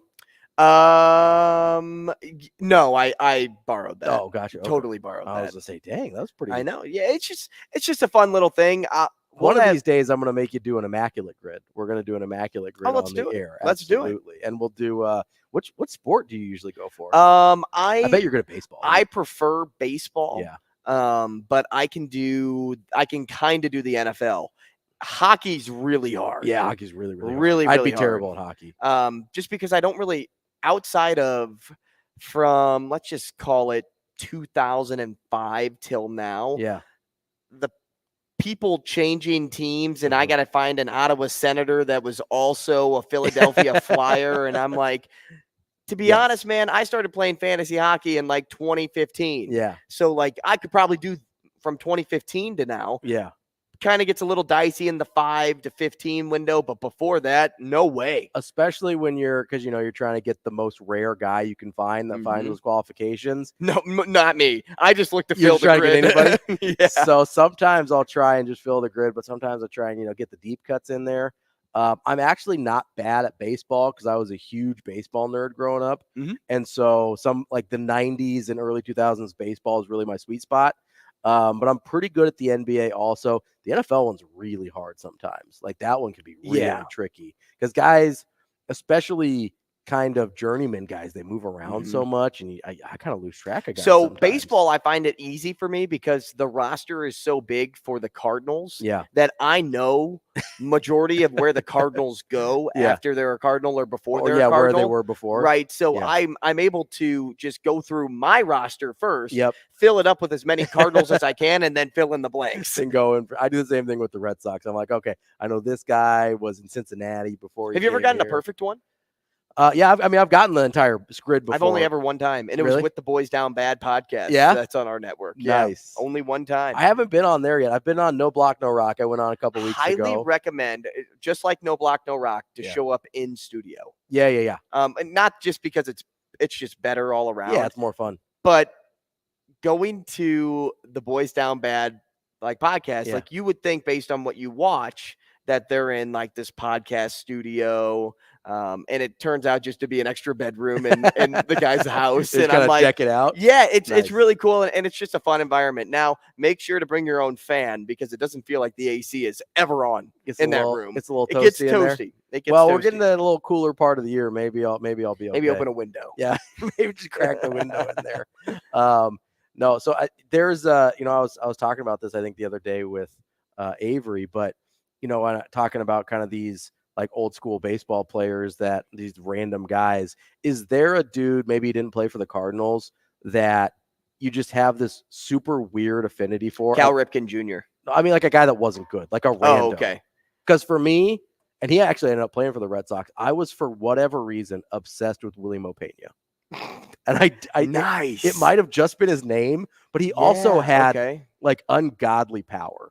Could not. I mean, he was like Pedro Serrano for Major League. Like, could not hit the curveball, hit straight ball very well, but could not hit the curveball at all. But I went to Kaufman in like 05, 06, whenever he had his brief stint with the Red Sox, and they used to have a Dodge Ram like way up on the hill that you could win if you hit it. Yeah, he cleared the Dodge Ram with a home run, and like everybody thought it was going to hit it, and they were like, oh, somebody's going to win a truck. And it just like sailed over it. And we were like, wait, what? Like this dude had prodigious power. Right. But you go look at his stats. I think he had a couple 20 home run seasons, but was like a pretty nondescript major leaguer. But I loved Willie Mopena. Yeah. I'm trying to think of a guy that fits the description. Can I give you one? Like Soda Gucci for the Cardinals was somebody that I just loved just because of his name and the type of player he was, a little speedy, scrappy. But I'm trying to think of somebody that wasn't on the team. So go ahead, Shane, what do you got? And it's not in baseball, but it's in football. And okay. You'd be surprised that it is a Raider, but Van McElroy, he was a safety for the Raiders in the late 80s, early 90s. And that guy could play. He was only there for about 4 or 5 years. And now he's a agent in the NFL, by the way, but he could play. That guy, I mean, I was kind of obsessed with him a little bit to the point to where, I mean, I had all his cards, all that kind of stuff, and he just never really went up to the next level, which I thought he would, which it happens. You know who I really liked? Who's that? Josh Hamilton. Oh, yeah, okay. I like Josh Hamilton. I don't know if he had a like, good story. I don't know He's if he probably a little too good. Yeah, but I really liked him. Just because of his home run derby. Dude, the home run derby was incredible. Oh. Which is funny because he didn't even win that home run derby. No. That's the best part. But it's one of the kind of most, like Vlad Guerrero Jr. last year. Yeah, Hit a ton of home runs and didn't win. It's one of the most memorable home run derby moments, and he didn't even win, and no one cares, right? Right. That's kind of what the home run derby is for. Like, nobody cares about who wins. It's about kind of the moments you go through. That's a good one. He's probably a little better. Right. I'm thinking of playoff teams right now. That's why I'm a little stuck. Craig Biggio. Okay, Biggio's a good but one. I still think he's a too Hall good. of Famer. Yeah, I I mean, still think he's too good. he's But I really got his good. autograph growing up Sure. in Busch Stadium, and Yeah. I didn't know who he was because I'm 7. Yeah, right. And yeah. I'm like, oh my gosh, he's a 3,000 hit club member. Sure, and yeah. You're not going to say like Willie McGee or somebody like that? No, he's too bad. He doesn't fit Tommy like Hurd? the okay You know what would have been one for me for the I was kind of a Rick Ankiel guy because I like how he came back, dude. Pitcher, figured out then his outfielder, career. and then oh man, Like what a lot of credit for that dude. the career-ending injury he had running into the wall Brutal. was disgusting. But you felt so I felt so happy for him that he was able to come back and figure out his career after that. But, Well, the next time we talk, yeah, I'll have somebody ruminate on that. I will, because I still need to, and this will happen next week. Yeah. I still need to tell you my Angel Hernandez. Oh, yeah. Not just it's not a story like that I know Angel Hernandez, but I got into it with an umpire a couple of weekends ago about Angel Hernandez. Well, we'll get to that next week. Tomorrow will be Mike Sauter. You'll hear more of Andrew Rogers next week. This has been Hurrdat Sports Radio.